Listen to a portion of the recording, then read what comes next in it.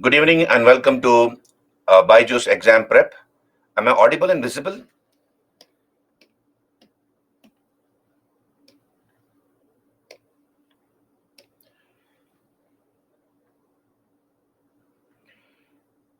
Good evening, everyone. Am I audible and visible?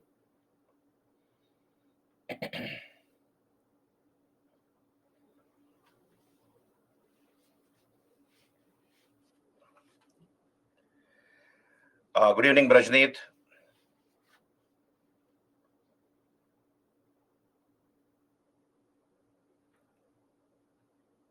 Supraja, good evening. Am I audible and visible?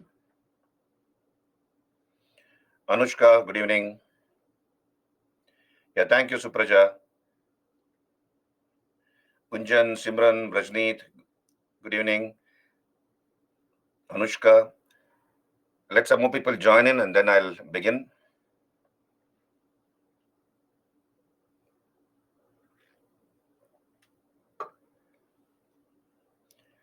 Pihu, good evening.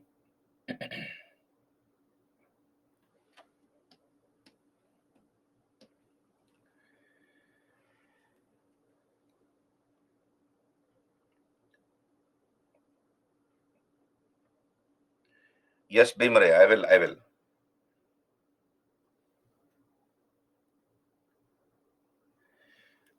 Good evening, Shreya, Bhimare. Bhimare is asking about Mughal Mewar Treaty. You see, during the time of Jahangir, we have a truce between the Sisodias of Mewar and the Mughal emperors. There was conflict continuously during the time of Uday Singh II, Rana Uday Singh II, and also Rana Pratap. But then once Jahangir becomes the emperor, we have the son of Rana Pratap. During the time of son of Rana Pratap, his name was Rana Amar Singh. So Rana Amar Singh's son, Karan Singh, went to the court of Jahangir and he was given a mansab, and also a peace treaty was signed between the Sisodias and the Mughals, according to which uh, the Mughals agreed to return Chittor on the condition that no repair would be done to the fort of Chittorgarh in Rajasthan. So this was a very positive development, and friendly relations ensued between the Mughals and the Sisodias of Mewar. So the Mughals returned Chittorgarh during the time of Jahangir to Amar Singh, the son of Rana Pratap. Okay. So yesterday I was discussing about the Mughal Empire. We came to Aurangzeb. I have extensively discussed about Aurangzeb. However, there are some more areas to cover with respect to Aurangzeb. We will discuss the PPTs and the questions which have appeared in the UPSC prelims paper pertaining to the Mughal chapter. But then I jumped to the chapter called Marathas, and we were discussing the great Maratha warrior king, Chhatrapati Shivaji Maharaj. So, just to recap, I could not finish the story of Chhatrapati Shivaji. Today, I'll finish the Marathas and also what happened to the Maratha kingdom after the death of Shivaji, and how the Peshwas come to limelight. I'll briefly touch upon it, and then we'll go back and do the questions of the Mughals, and then go to the next chapter, Suri dynasty, and then of course we can do Vijayanagara. I can also do Vijayanagara today. I may not be able to complete Vijayanagara kingdom as such. So by tomorrow, by the time the first half of the session ends tomorrow, I should be able to finish hopefully medieval India. Let's see. So we were discussing about the Marathas yesterday. I told you the background about the Marathas, who these Marathas were. They ruled over this area. They came from that area called Marathwada, and from ancient times, many dynasties had ruled over this region called Marathwada, the Shatavahanas, the Bakatakas, the Rashtrakutas, etc. Till the 16th century, the Marathas served under in various civil and military capacities under the Bahmani kingdoms. And in the 17th century, they rose under their remarkable leader called Chhatrapati Shivaji. So his father was Shaji Bhosle, and his mother was Jijabai. Shivaji was the sixth child of theirs. And Shivaji's grandfather, Maluji, as well as Shivaji's father, Shaji Bhosle, had served the Sultanate of Ahmednagar. And I told you yesterday that Pune, Supa, Chakan, and Indapur had been given away by the Ahmednagar Sultan to Maloji, and for his residential purpose and also that of his family, the the Pune was given as a Jagir. So Pune was bequeathed by Shaji Bhosle. But then in 1633, Ahmednagar was conquered by Shah Jahan, and Shaji Bhosle, the father of Shivaji, transferred his loyalties to Bijapur. So he came to serve under the Bijapur Sultan. And the Bijapur Sultan, because of the contributions made to strengthen the kingdom of Bijapur, gave away Bangalore, the present capital of Karnataka state, as the Jagir to Shaji Bhosle. But he kept his first wife Jijabai and his son Shivaji at Pune, and to take care of the administration of the Jagir of Pune, he appointed an officer called Dadaji Kondadev. Um, and he was here in Bangalore. He had married a second wife. Her name was Tukabai Mohite, and he began to neglect his first wife. But it was Jijabai, the mother of Shivaji, who inspired her son, who told stories from the Ramayana, Mahabharata, and other scriptures, and inspired Shivaji. And when Shivaji came of age, when he was about 16, 17 years old, as a teenager, his ambition was to safeguard the Hindu religion and also to establish a kingdom for the Marathas. And he was able to do both successfully. So we were discussing about Shivaji. Let me quickly recap till wherever we had done. I think I was discussing the Treaty of Purandar and also Shivaji's great escape from Agra. We will come to that. So he was born at Shivaneri, located in the present Pune district, to Shaji Bhosle and Jijabai. So this is near Junnar, in Pune district, Shivaneri. And he, at the age of 10 years, inherited the Jagir of Pune from his father. And when he was about 16 years old, he conquered the fort of Torana. So he began his conquest, and the conquest of Torana laid the foundation of the Maratha Empire. So he began his conquest from Torana, and he also conquered Raigad and Raigad. These were all forts on the border areas of the Bijapuri kingdom, and therefore he was expanding at the cost of the Bijapuri kingdom. As a result, his father, Shaji Bhosle, was put under house arrest by the Bijapur Sultan, um, for 6 years, 1649 to 55. And later he conquered Javli. Shivaji conquered Javli from Chanda Rao More. And the Mawala foot soldiers came under his control. And these Mawala foot soldiers were adept at guerrilla warfare, or jungle warfare. And I have told you yesterday about it. Uh, Once he conquered Javli from Chandarao More, Shivaji's kingdom came very close to the western sea coast, and that resulted in he establishing a navy. He organized a navy with the help of the Portuguese. At the peak of its powers, his navy had about 160 ships of different sizes. It was more of a littoral navy. It was more of a littoral navy, not a deep sea or a blue water navy like the English East India Company's navy. And also he established a number of forts on the western sea coast: Sindhudurg, Vijayadurg, Bhivandi, Kalyan, etc. Then, of course, we have the queen mother of Bijapur.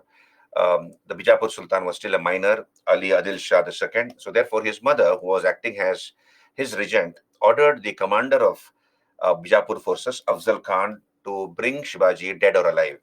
Then yesterday I told you Afzal Khan had his own plans as to how to lure out Shivaji from his mountain fastness and then kill him in the plain areas. But then the plan backfired on him. Shivaji was able to kill Afzal Khan, and he was able to defeat the Bijapuri forces in the Battle of Pratapgarh. So in the Battle of Pratapgarh, Shivaji was able to defeat Afzal Khan and the Bijapuri army. And this news reached Aurangzeb. And the Mughals had their subas or provinces in the south, and Aurangzeb felt it is necessary to nip Shivaji in the bud. And therefore, he sent his maternal uncle, Shaista Khan, his mother's brother, Shaista Khan, to teach a lesson to Shivaji and to bring him dead or alive. And I told you, Shaista Khan followed scorched earth policy.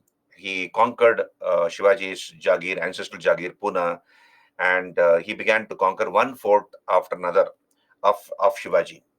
And then we have Shivaji's bold attack on Pune, and he was able to cut away some of the fingers of Shaista Khan. So he lost a few of his fingers from one of his hands, but then Shaista Khan managed to escape. That resulted in Aurangzeb sending Jai Singh, who was the ruler of the ruler of Amer or Jaipur, Jai Singh. And Jai Singh took command of the Mughal army. He waged war against Shivaji, and he was able to defeat Shivaji. And the Treaty of Purandar was signed in the year 1665. We have the Treaty of Purandar in the year 1665. Shivaji's son Shambhaji was given a mansab. The Mughals gave license to Shivaji to expand at the cost of the Bijapuri kingdom.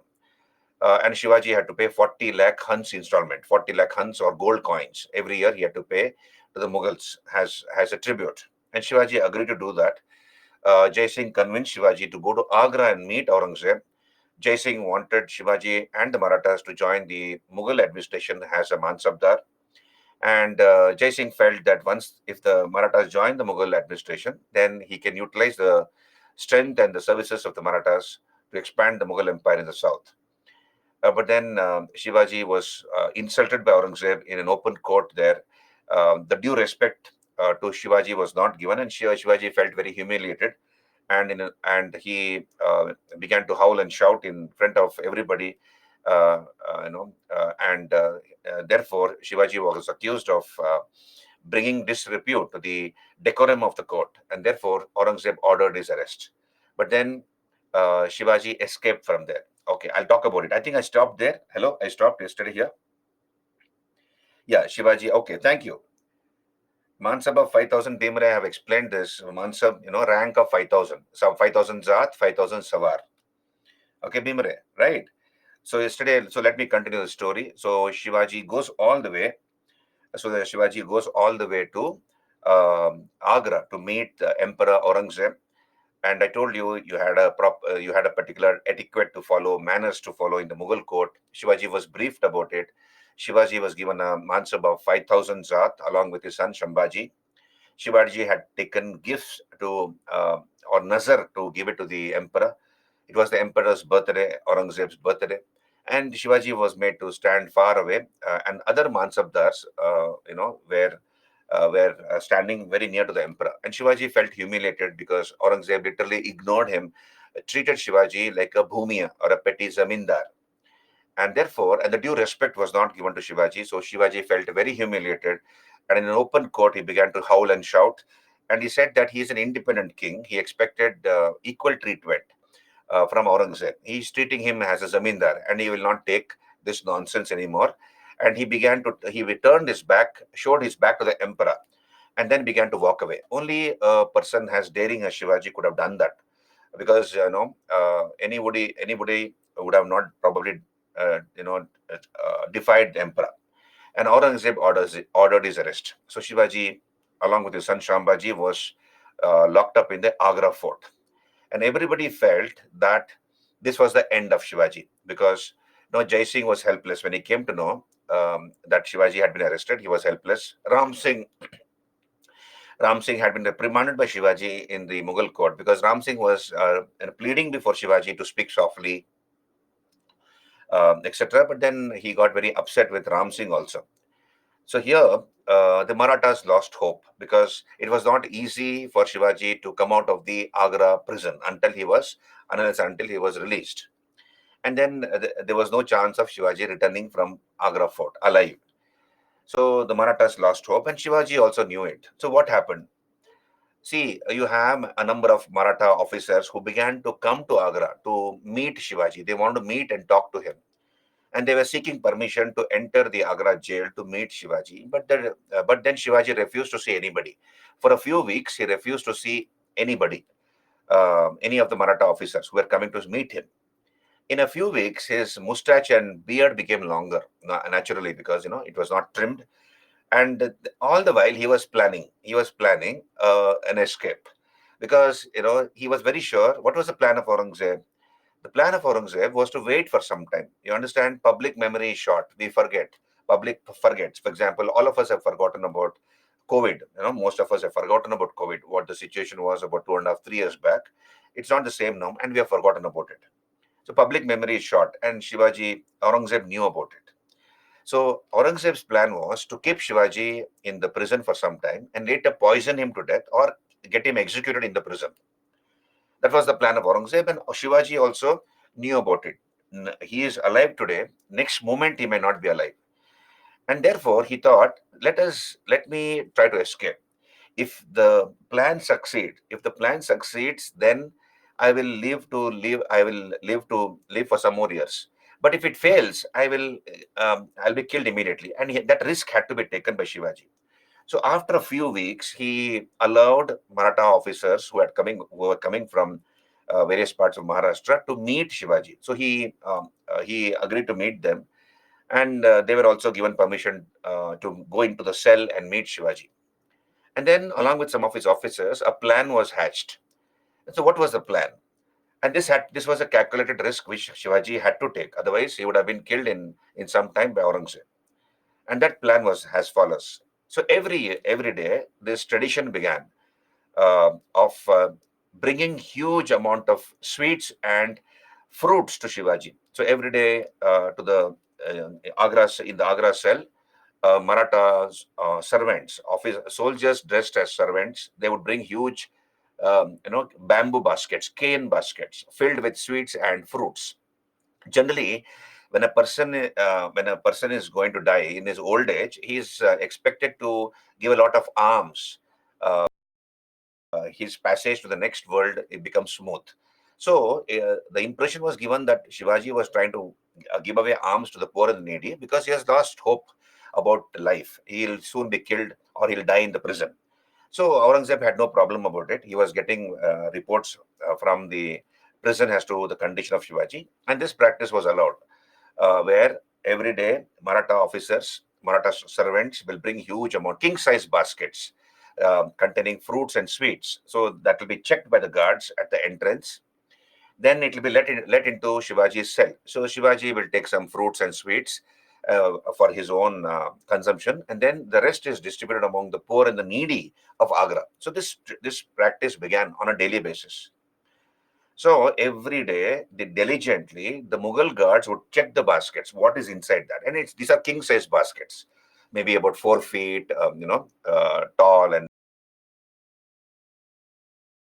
this began on a daily basis, and every day they were checked diligently, and they did not find anything except sweets and fruits every day. After a few days, few weeks, the guards became lax. They stopped checking, and they allowed the baskets into the cell without checking them at the gate.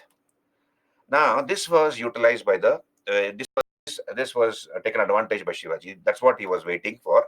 So one day entered the basket of fruits and sweets into the cell of Shivaji. So that was emptied in the cell and separate baskets. These are all made of cane baskets. You can see here on your screen. This is the great escape of Shivaji. On your screen, you can see here. This is the great escape of Shivaji. So Shivaji sat in one basket. His son Shambhaji sat in another basket. And then they made their way out of the prison, and the Mughal guards did not notice it. And then, so here the mountain rat had fled from the literally the den of the lion, from the jail of Agra. So what did Shivaji do? He sent away his son Shambhaji with a Maratha officer to Maharashtra, and he himself dressed in saffron clothes, like a sadhu, like a sage or a sadhu, dressed in saffron clothes. He visited the holy places connected with Hinduism. So he has visited Ayodhya, Mathura, Kashi, and there are thousands and lakhs of sadhus all over India wearing saffron color clothes. And those days, there was no technology, there was no CCTV camera, etc., to notice all these things. So Shivaji, having visited all these holy places, made his way via Orissa. So he comes to Orissa. Then from Orissa, he enters Andhra. From Andhra, enters Maharashtra. It took him 3 months to reach his hometown. Most probably he must have traveled very early morning or very late in the night. So with great difficulty, he reached Maharashtra. Don't ask me what happened to the guards. The guards who were guarding the cell of Shivaji. Obviously, they were ordered to be executed immediately by Aurangzeb, and Aurangzeb was wrath with anger. Now, once Shivaji was back in his kingdom, you have youngsters like you people, youths, thousands and lakhs of them began to come to meet Shivaji, greet him, fall at his feet, seek his blessings. And many of the Maratha youths joined the army of Shivaji. For 3 years, he kept quiet. For 3 years, he did not do anything. He consolidated his position, built up his army, strengthened his army, and within 1 year, whatever forts he had lost to the Mughals were all reconquered by Shivaji, right? Including the fort of Kondhana, or Sinhagad, as it is called. There with me, all of you. Are you able to connect with me here, all of you? I hope it is interesting. This is the great escape of Shivaji. Can you raise your hands? Right? Okay. Uh, Now, recently there was a movie. Recently there was a movie called out of his 35 forts, 23 forts, all those forts were one by one reconquered by Shivaji within 1 year. And one of the forts which Shivaji had given away to the Mughals as part of the Treaty of Purandar was this, the fort of Kondhana on the outskirts of Pune. If you go to Pune, on the outskirts of Pune, you have this fort called Kondhana. That was the old name of this fort. Now this fort has been called Simhagad. This was a name given to that fort by Shivaji. And recently there was a movie some months back or maybe about a year back called Tanaji Malsure. The name of the movie was Tanhaji. Um, right? That was the name of that fort. Sorry, that was the name of the movie, Tanhaji. So here, this is based on a true story. This particular story is based on a true story. So let me narrate that story. Here you see one of the forts. Yeah, Ajay Devgan has acted as Tanhaji. Okay. Was Kajol there? Anyway, let us not go into the commercial part of it. We'll come back here. So here, one of the forts which the Marathas had to cede or give away to the Mughals was Kondhana. You can see this fort here on your screen. This is the fort of Kondhana on the outskirts of present-day Pune. And look at the approach angle. This approach angle is 90 degrees. It is 90 degrees straight. Now, this fort was under the control of Uday Bhan Singh Rathore. So it was under the Mughals, and the Mughals had deployed Uday Bhan Singh Rathore as the commander of that fort. And there were about 2,500 to 3,000 Mughals, about 2,500 Mughal soldiers guarding that fort. The fort of Kondana, which once upon a time belonged to Shivaji's father. Shivaji's father, Shahaji Bhosle, had conquered this fort. So the story goes like this, that one day, early morning, Jijabai, Shivaji's mother, she was combing her hair with an ivory comb. She was combing her hair, and there was a mirror which was attached to the wall, and there was a window next to that mirror, next to that wall. So as she was combing her hair, looking into the mirror, the early morning mist cleared. The early morning mist cleared, and then through the window, on a far away hill, she noticed the Mughal flag fluttering on top of a fort. So she was surprised because she saw the Mughal flag and not the Maratha flag. And then she understood that is the fort of Kondhana, which my husband once upon a time had conquered. How did a Mughal flag come on top of that fort? So she immediately summoned for Shivaji. She sent one of her servants and to summon Shivaji. And Shivaji was talking with his ministers, spies, early morning, collecting information and reports. And the servant came and informed Shivaji that his mother is calling him. I Saheb, in Marathi language, is calling him. So he came quickly to meet his mother. And by the time her son came, Shivaji came, she had put a chess board. She had organized a chess board on a table and told Shivaji to play chess with her, a game of chess with her. So Shivaji was surprised because he was very busy, and he said that he is very busy. He has no time to play chess and all that. Then his mother told him, "You have to play chess because you can kind of attend to your work later." And then the condition put by Jijabai was, if she wins, Shivaji should be prepared to give whatever she asks him. So Shivaji agreed to this condition, and then a game of chess was played by the mother and the son, and the mother won. Jijabai won this game. And then when Shivaji asked her, what do you want? What should I do you? What should I give you? What do you want? And the mother is supposed to have said, she pointed out that fort. Through the window, she pointed out that fort and said, I want that fort, the fort of Kondana. Initially, Shivaji was reluctant to agree to this condition, you know, to capture that fort because it would cost a huge amount of lives, Maratha lives. He said that the approach angle is difficult. It's difficult to conquer that fort. So his mother is supposed to have said that if it was easy, why would I ask you? If it was easy, so therefore she said that until and unless that fort is conquered by the Marathas, she will not wear any sandals, any slippers or shoes in her feet. She will be walking barefoot. So Shivaji agreed, and then he summoned his his childhood friend called Tanaji Malsure, who had gone away on a holiday to prepare for the marriage of his son.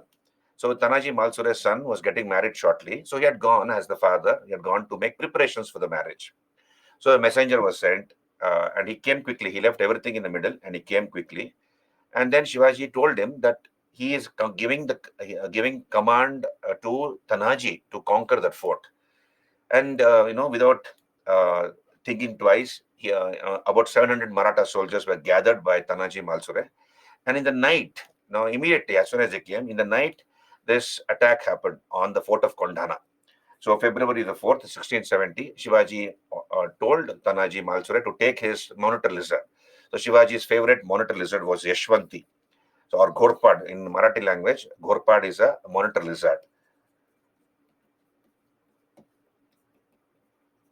Right? So he took that monitor lizard called Yashwanti, Shivaji's favorite monitor lizard. And then about 700 Maratha soldiers began to climb this steep hill, a 90-degree angle hill, in the middle of the night, under moonlight. And then they were able to climb that fort. But then there was a battle which was fought in the middle of the night. Udaybhan Singh Rathore cut away the wrist of Tanaji. He cut away his wrist. So with his turban, he's supposed to have removed his turban and tied a knot to reduce the flow of blood. And then with his left hand, he fought. And then he managed to kill Udaybhan Singh Rathore, and the Marathas conquered this fort. So Shivaji was waiting for the news as to what happened when this attack, with respect to the attack on this fort called Kondhana. And a messenger came to Shivaji and replied to him, told him in Marathi language, Gad ala par simha gela. That is, we won the fort, but we lost the lion. Simha is lion. So Gadala is we won the fort, but Simha Gela, that is we have lost the lion. So Shivaji began to cry because he was his childhood friend. And as a tribute to the bravery and the contribution of Tanaji Malsure, Shivaji renamed this fort as Sinhagad. Even now, that name stands. Simhagad, the lion fort, literally lion fort. So this was the reconquest of Kondhana, or now called Simhagad.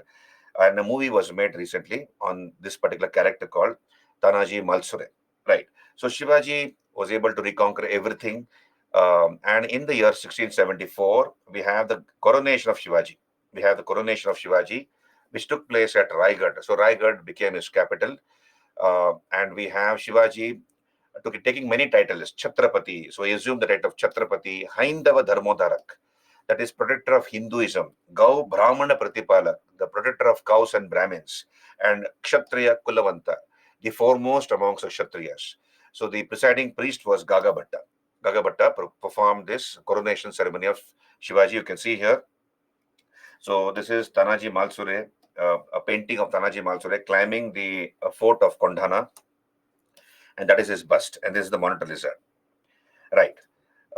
So here, so this is the coronation of Shivaji, which was also attended by many European visitors, European officers of various East companies, including the English East India Company.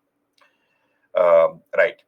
Now, a few years before Shivaji died, we have alliance which Shivaji entered into with the Golconda Sultan.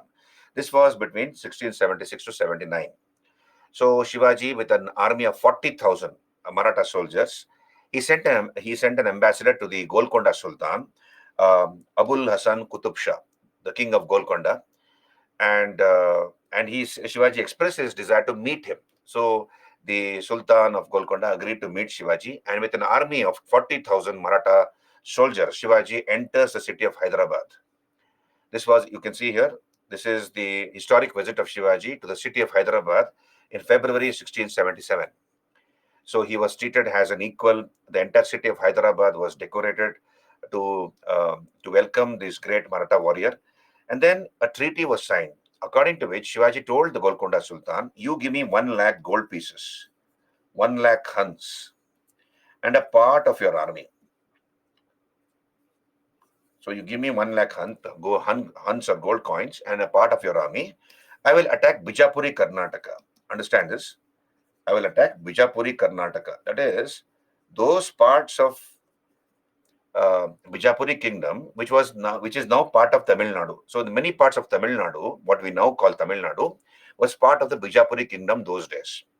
So Shivaji told the Golconda Sultan that with his own army and some help from the Golconda Sultan's army and some of the money given by him, he will attack Bijapuri Karnataka and he'll conquer many areas. Out of the areas he conquers from the Bijapuri Sultan, half of those areas will be given away to the Golconda Sultan as a reward for the help given to him. So half the areas will be given away to the Golconda Sultan as a reward. So the Golconda Sultan agreed to this condition. A treaty was signed, and 1 lakh gold pieces were given to Shivaji, and also part of his army was given to Shivaji. And Shivaji took his own army, and with the help of the army of the Golconda Sultan, he conquered the present regions of Madurai, Jinji, Vellore, Tanjore or Tanjavur in present-day Tamil Nadu. So he conquers all these areas: Jinji, Vellore, Tanjavur, Madurai, etc. Now, what was the thinking of Shivaji? Understand the brilliant foresight of Shivaji. You see, we have seen this yesterday. The Marathas had enemies all around them. The Marathas had enemies all around them. So if you say this is the kingdom of Shivaji, you have the Bahmani sultans here. You have the 5 Bahmani states, and the Mughals also had their subas. Now, if all these people can join together, like in the Battle of Talikota in 1565, we have the Battle of Talikota. When I come to Vijayanagara, we will talk about it. 4 out of the 5 Bahmani sultans merged together. They joined together, and they combinedly attacked Vijayanagara. So here, what if the Bahmani sultans joined together along with the Mughals, and if they attack the Marathas combinedly, then the Marathas will not stand a chance. They will be finished off. So Shivaji's calculation was, if he conquers these areas of present-day Tamil Nadu, if things come to such a serious situation, the Marathas can always go and escape there, and they can stay there. They can go and escape and live there, uh, you know, uh, as a last resort. Now, those areas, Jinji, Vellore, Madurai, Tanjavur, etc., did not come of help to Shivaji. He conquered those areas and he kept it under his control. But those areas came to the usage of his son, Rajaram. When we come to what happened after the death of Shivaji, we'll talk about it. His second son, Rajaram, those areas served as a refuge for him because the Mughals began to conquer one area after another fort after the death of Shivaji in some time. So those areas later helped Rajaram, where he took refuge, right? And in 1680, Shivaji died. In 1680, Shivaji died. Samartha Ramdas had been his religious preceptor. There's a theory which says that he was poisoned by enemies, but then there is no proof regarding that. So he died when he was about 59 years old. So this is about Shivaji. Shivaji died in 1680. He was about in his 50s. He was about 59 when he died. Yeah, Tanaji died. Sumo. Tanaji died. That's why I told you. We won the fort, but we lost the lion. So obviously, because of losing blood, once his wrist was cut off, he could only stop the, he could only slow down the flow of the blood. So because of loss of blood, he died. Right. So let's talk about other aspects of Shivaji's rule. So I have given you a small note on Shivaji's navy here. Please go through it. At the peak, his navy had about 160. He had about 160 ships. Kanoji Angre was the chief of the Maratha navy, and later he also requisitioned the services of Rui Lecho Vigas. So temporarily, he was a Portuguese commander who commanded Shivaji's ships, but he was there only for a brief time. Basically, this was a coastal navy. It was a littoral navy. We have the Siddhis of Janjira. Understand this? There was an island called Janjira, and we have Afro Indians called Siddhis. Now you see, who are these Siddhis? Even now they continue to exist. Siddhis. So they live in the. So who are these Siddhis? The British brought a number of Africans as slaves. They took them to Americas. They took them to Europe. The Portuguese took them to Brazil, etc. When we do world history, we will talk about it. So these Siddhis, they were Africans who who had been brought to India with the British to work in the plantations, in the mines, or as domestic servants. Some of these Siddhis escaped into the forest of Western Ghats, Sahyadri Mountains. They ran away into the forest. They were not able to tolerate the torture of these British officers. The British did send some search parties to locate these Siddhis, but many of them had escaped. Many were caught and brought back, but many escaped, and they have remained in the forest.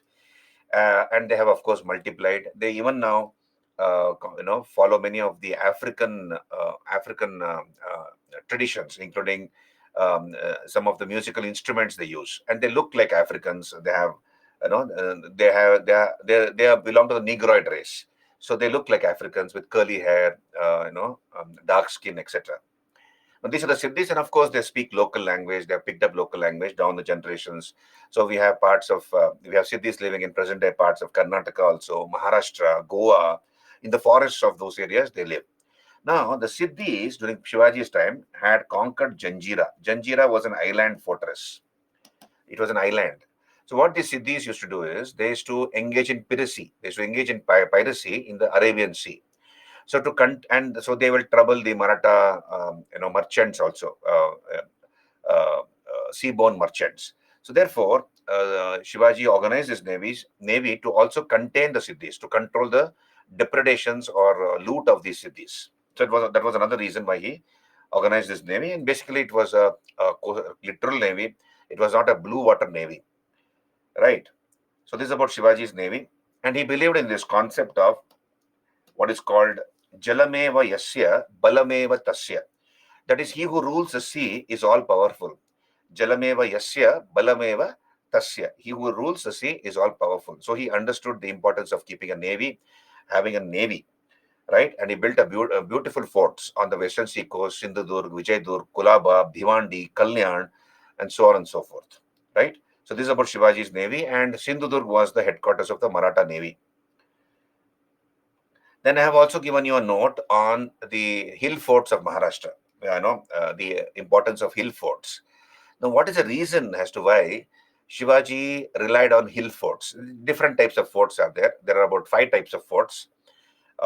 In a webinar some about 2 months back, another faculty, I suppose, had handled that webinar, and that faculty has discussed about the hill forts of Maharashtra, which is India's entry to UNESCO World Heritage List for the year 23-24. So therefore, it is very imprudent on your part to go through that webinar and collect information about the various forts. There are about a dozen forts which have been shortlisted by the Government of India. There is a coastal fort, a hill forest fort, a plateau fort, and so on and so forth. There are 5 types of fort, and these have been divided accordingly. Now, what is the reason as to why Shivaji relied on forts? Now, if you look at some of the videos on YouTube about the hill forts of Maharashtra, you'll understand these forts had an acute angle. They were built on these plateau areas, almost 80-degree angle, 90-degree angle, sometimes 80-degree angle, and you have a fort here. The approach angle was difficult. It was not easy for enemies to climb these forts because of the steep gradient. So therefore, it would be at a tremendous risk and cost. So what the Marathas would do is, initially when he began his career, Shivaji did not have the manpower nor the horsepower. He did not have enough money with him, and enough manpower with him. He relied totally on foreigners, particularly the Portuguese, for matchlocks, that is guns, as well as gunpowder. He required matchlocks, that is guns and gunpowder, and he did not have the manpower also. So what Shivaji did is he organized a small army, and they'll be heavily equipped. They'll be pretty mobile, heavily equipped, and in small batches they'll move, and then they will make a sudden attack on the Mughal army or on the Bijapuri forces, who were generally sluggish. Then they will, once they attack them, they will loot whatever weapons and provisions, gold, etc. Those army people had, and then they will escape into these hill forts. Now, if the enemy had to chase these Marathas, it would be at a tremendous cost. So they will not risk that. So the Marathas would go and sit on those hill forts. So here, since he was born in Pune district, he understood the importance of hill forts. And by the time he died, Shivaji had 240 forts under his control. 240 forts were there by the time he died, under his control. If so, according to one of his ministers, if there are many hillocks, if there are many peaks, let us say there are many peaks, so they would have different forts on those peaks. So on the tallest peak, they'll have their fort. In case there is a parallel peak which also is pretty tall, they'll have another peak. They'll have another fort on top of that peak, so that they'll be able to scar the area, and no notice any enemy movements. So this is the hill forts of Shivaji. I've given you a small note on that. Please go through it. Right. So this is Sindhudurg, the headquarters of the Maratha Navy, and this is the kingdom of Shivaji. This is the kingdom of Shivaji, and Shivaji called his kingdom as Swarajya. And these are the areas of present Tamil Nadu which he conquered. I've already told you about it. This is the Samadhi of Chhatrapati Shivaji Maharaj in the Raigad fort. So the last rites of Shivaji were performed in his capital, in the Raigad fort. Okay. Now let us talk about other aspects of Shivaji's rule, including his administration and the novel taxes which he devised called Chaut and Sardeshmukhi. Now he called his kingdom as Swarajya. Understand this? Shivaji called his kingdom as Swarajya. So his kingdom or Swarajya was divided into different provinces under a viceroy. Different provinces which were under a viceroy. Provinces were subdivided into prants, something like a district. Below the district or a prant came a pargana, group of villages or a taraf, and below were the villages. So this is how he divided his kingdom into provinces, districts, parganas or taluks, and then a village. Shivaji was assisted by a group of 8 ministers, but that is called Ashtapradhan. Ashta in Sanskrit is 8. So Ashtapradhan. So it is called a council of 8 ministers. But please understand, they did not have collective responsibility. Collectively, they were not responsible to Shivaji. Individually, they were responsible to Shivaji.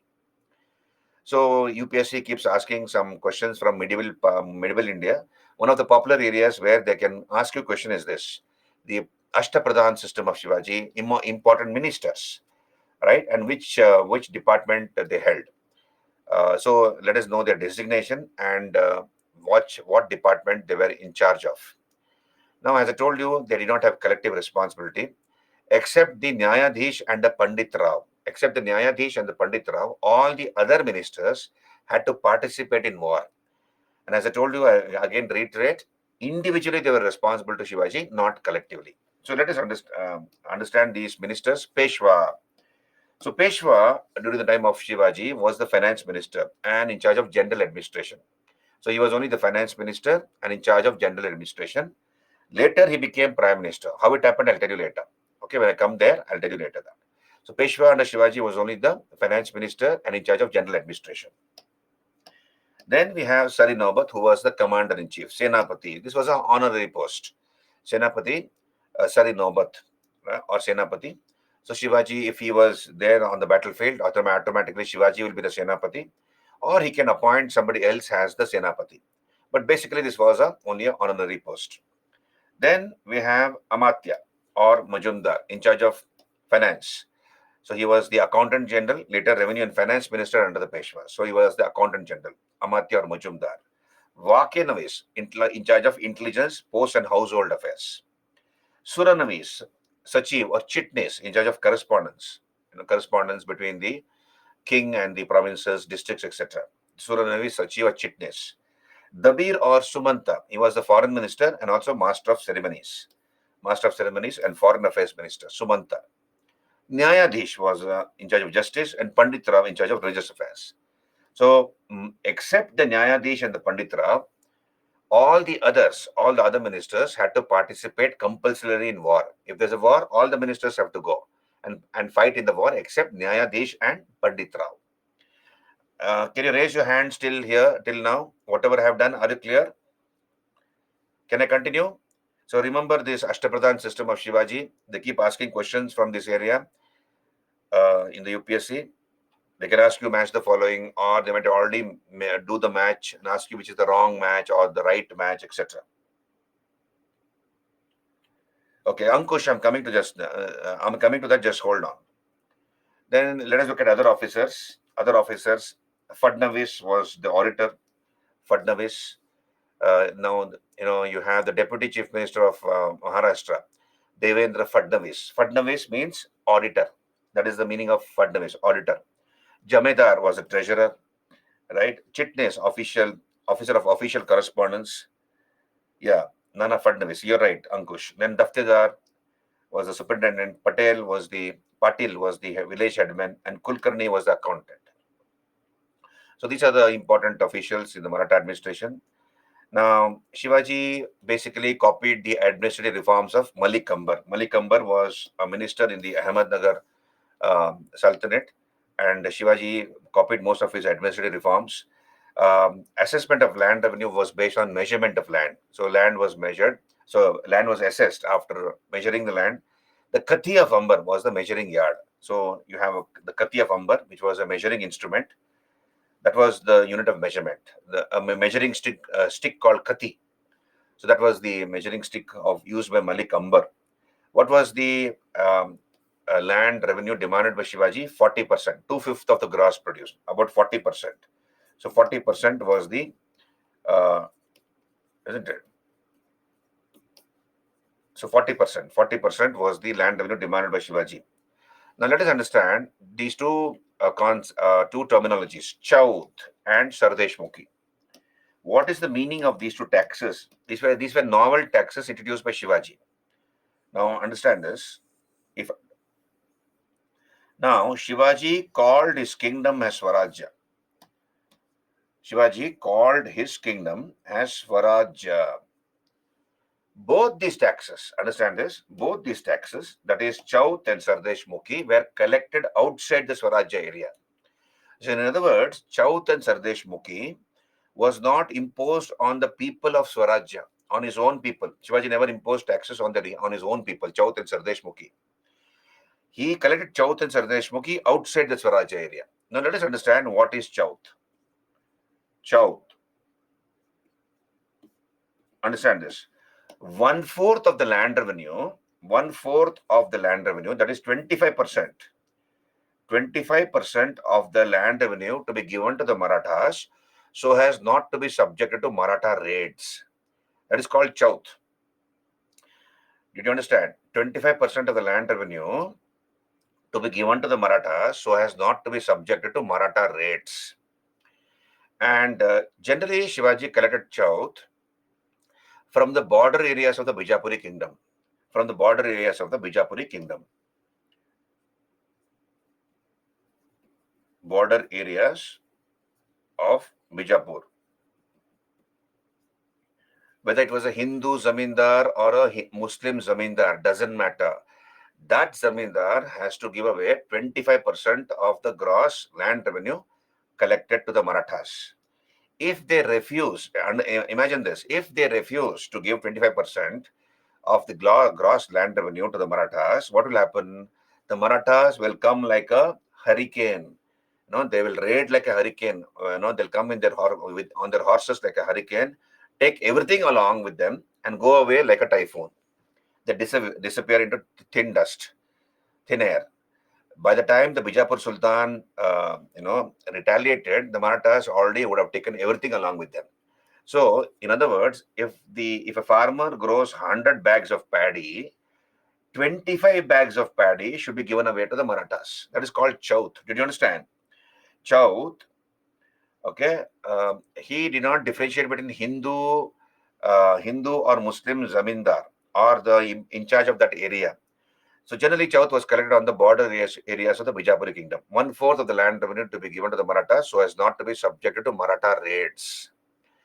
Now, later, I'll come to that later, then we come to Sardeshmukhi. What is Sardeshmukhi? Sardeshmukhi.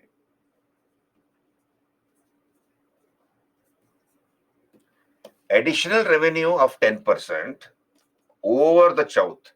Additional revenue of 10% over the Chaut to be given to the Marathas on those areas which were now ruled by the Mughals, but which once upon a time Shivaji claimed was ruled by the ancestors of the Marathas. This is called this. I'll repeat. the additional 10% over the Chowth to be given to the Marathas on those lands which were now ruled by the Mughals, but which once upon a time Shivaji claimed was ruled by their ancestors, by the ancestors of the Marathas. So he told the Mughals, you may be ruling some parts of the south now, but once upon a time, my ancestors, Marathas' ancestors, were ruling those areas. Therefore, you should give 10% additional revenue over the Chowth. So this is called Sardesh Mukhi. So he collected 10%, has the hereditary Sardesh Mukh of that area, hereditary ruler of that area. Did you understand? Can you raise your hands? Yeah, Chowth.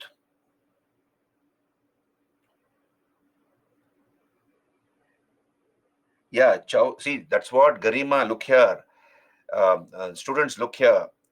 Uh, the farmer would have given already his due, whatever land revenue was due on his part.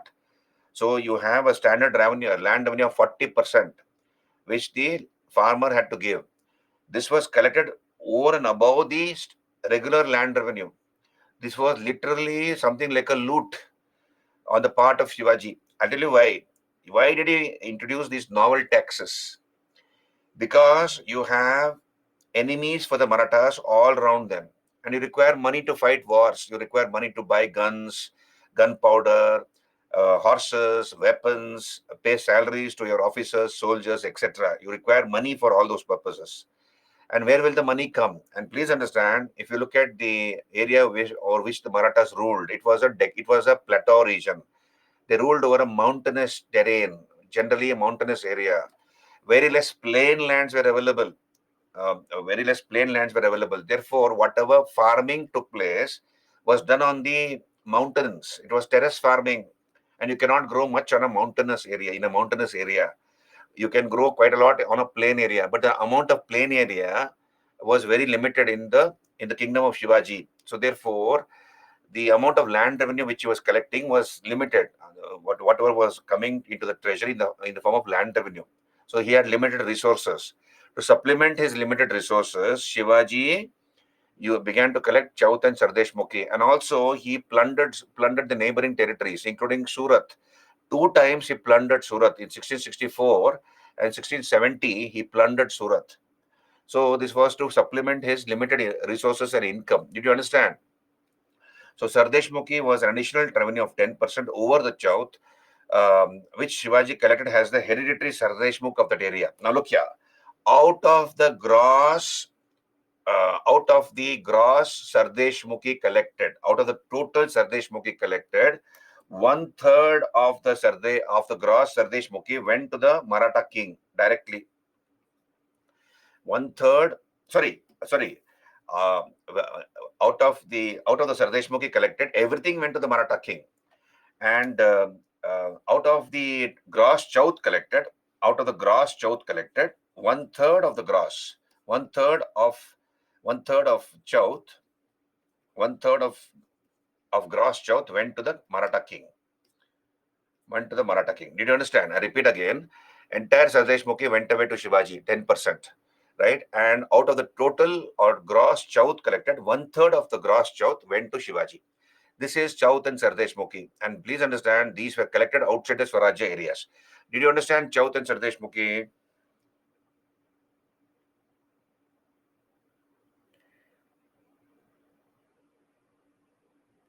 So Sakshi is saying means totally 35% is given by those who give Sardesh Mukhi. Yeah, yes, Sakshi, you can say that. This was collected above the Chowth. So 25 plus 10, that will be 35%.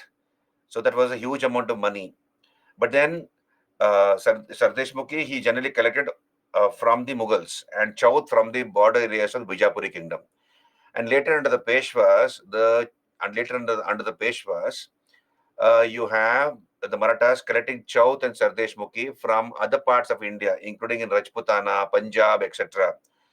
And that made other rulers very angry. The people of other areas very angry with the Marathas because they began to interfere in the internal affairs of other rulers, other kingdoms, and also began to collect Chowth and Sardesh Mukhi. And that way, they made many enmities for themselves. We'll come to that in some time. Just hold on. Outside areas are no, not necessarily Bhimre. Outside areas are yeah. This is outside the Swarajya area. Outside the Swarajya area, it could be hilly terrain, it could be plain area, it could be anything.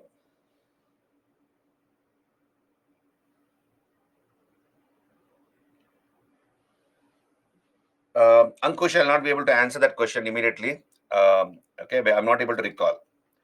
Okay, did you understand Chaut and Sardesh Mukhi? So I have given this note. Please go through it. Chaut and Sardesh Mukhi. So go through this Chaut and Sardesh Mukhi. So uh, Sardesh Mukhi directly went to the king's treasury, whereas share of the king in Chaut was 1/3 of the gross Chaut collected. So Chaut was 25%, so as not to be subjected to Maratha rates. And then Sardesh Mukhi was an additional revenue of 10% over and above the Chaut, which Shivaji collected as the hereditary Sardesh Mukh or king of that area. Right. Now, let us talk about what happened to the Maratha kingdom after the death of Shivaji. Gunjan, you might call it as unfair, but then I told you, means justified the end for the Marathas. They had to survive in such a hostile environment. They had enemies for all around them, and for them the means did not matter.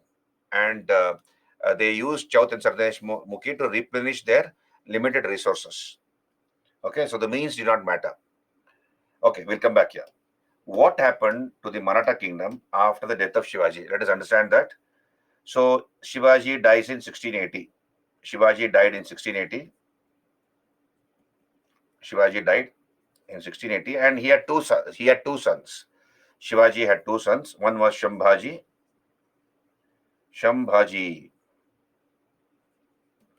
and the other was Rajaram, his younger son. So Shambhaji and Rajaram. So Shambhaji was the eldest son of Shivaji, eldest son. So once Shivaji died, you have a civil war which broke out, civil war for the throne, which between the eldest son Shambhaji and the younger brother Rajaram. And Shambhaji was able to defeat Rajaram, and he put Rajaram under house arrest in Raigad. So he was imprisoned at Raigad. Raigad was the capital of Shivaji, as you know. So he was put under house arrest there by his elder brother Shambhaji. So Shambhaji became the Chhatrapati. Shambhaji became the Chhatrapati. Now what? Now look here. We come back to Aurangzeb again. I'm yet to finish Aurangzeb. If you remember yesterday's class, so we'll come back to Aurangzeb. Now I told you, if you look at the reign period of Aurangzeb, he ruled from 1658 to 1707. Aurangzeb.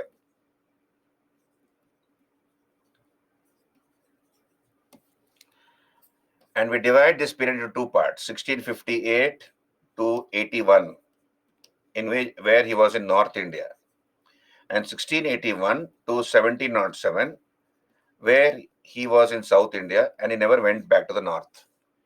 What is the reason as to why Aurangzeb came to the South?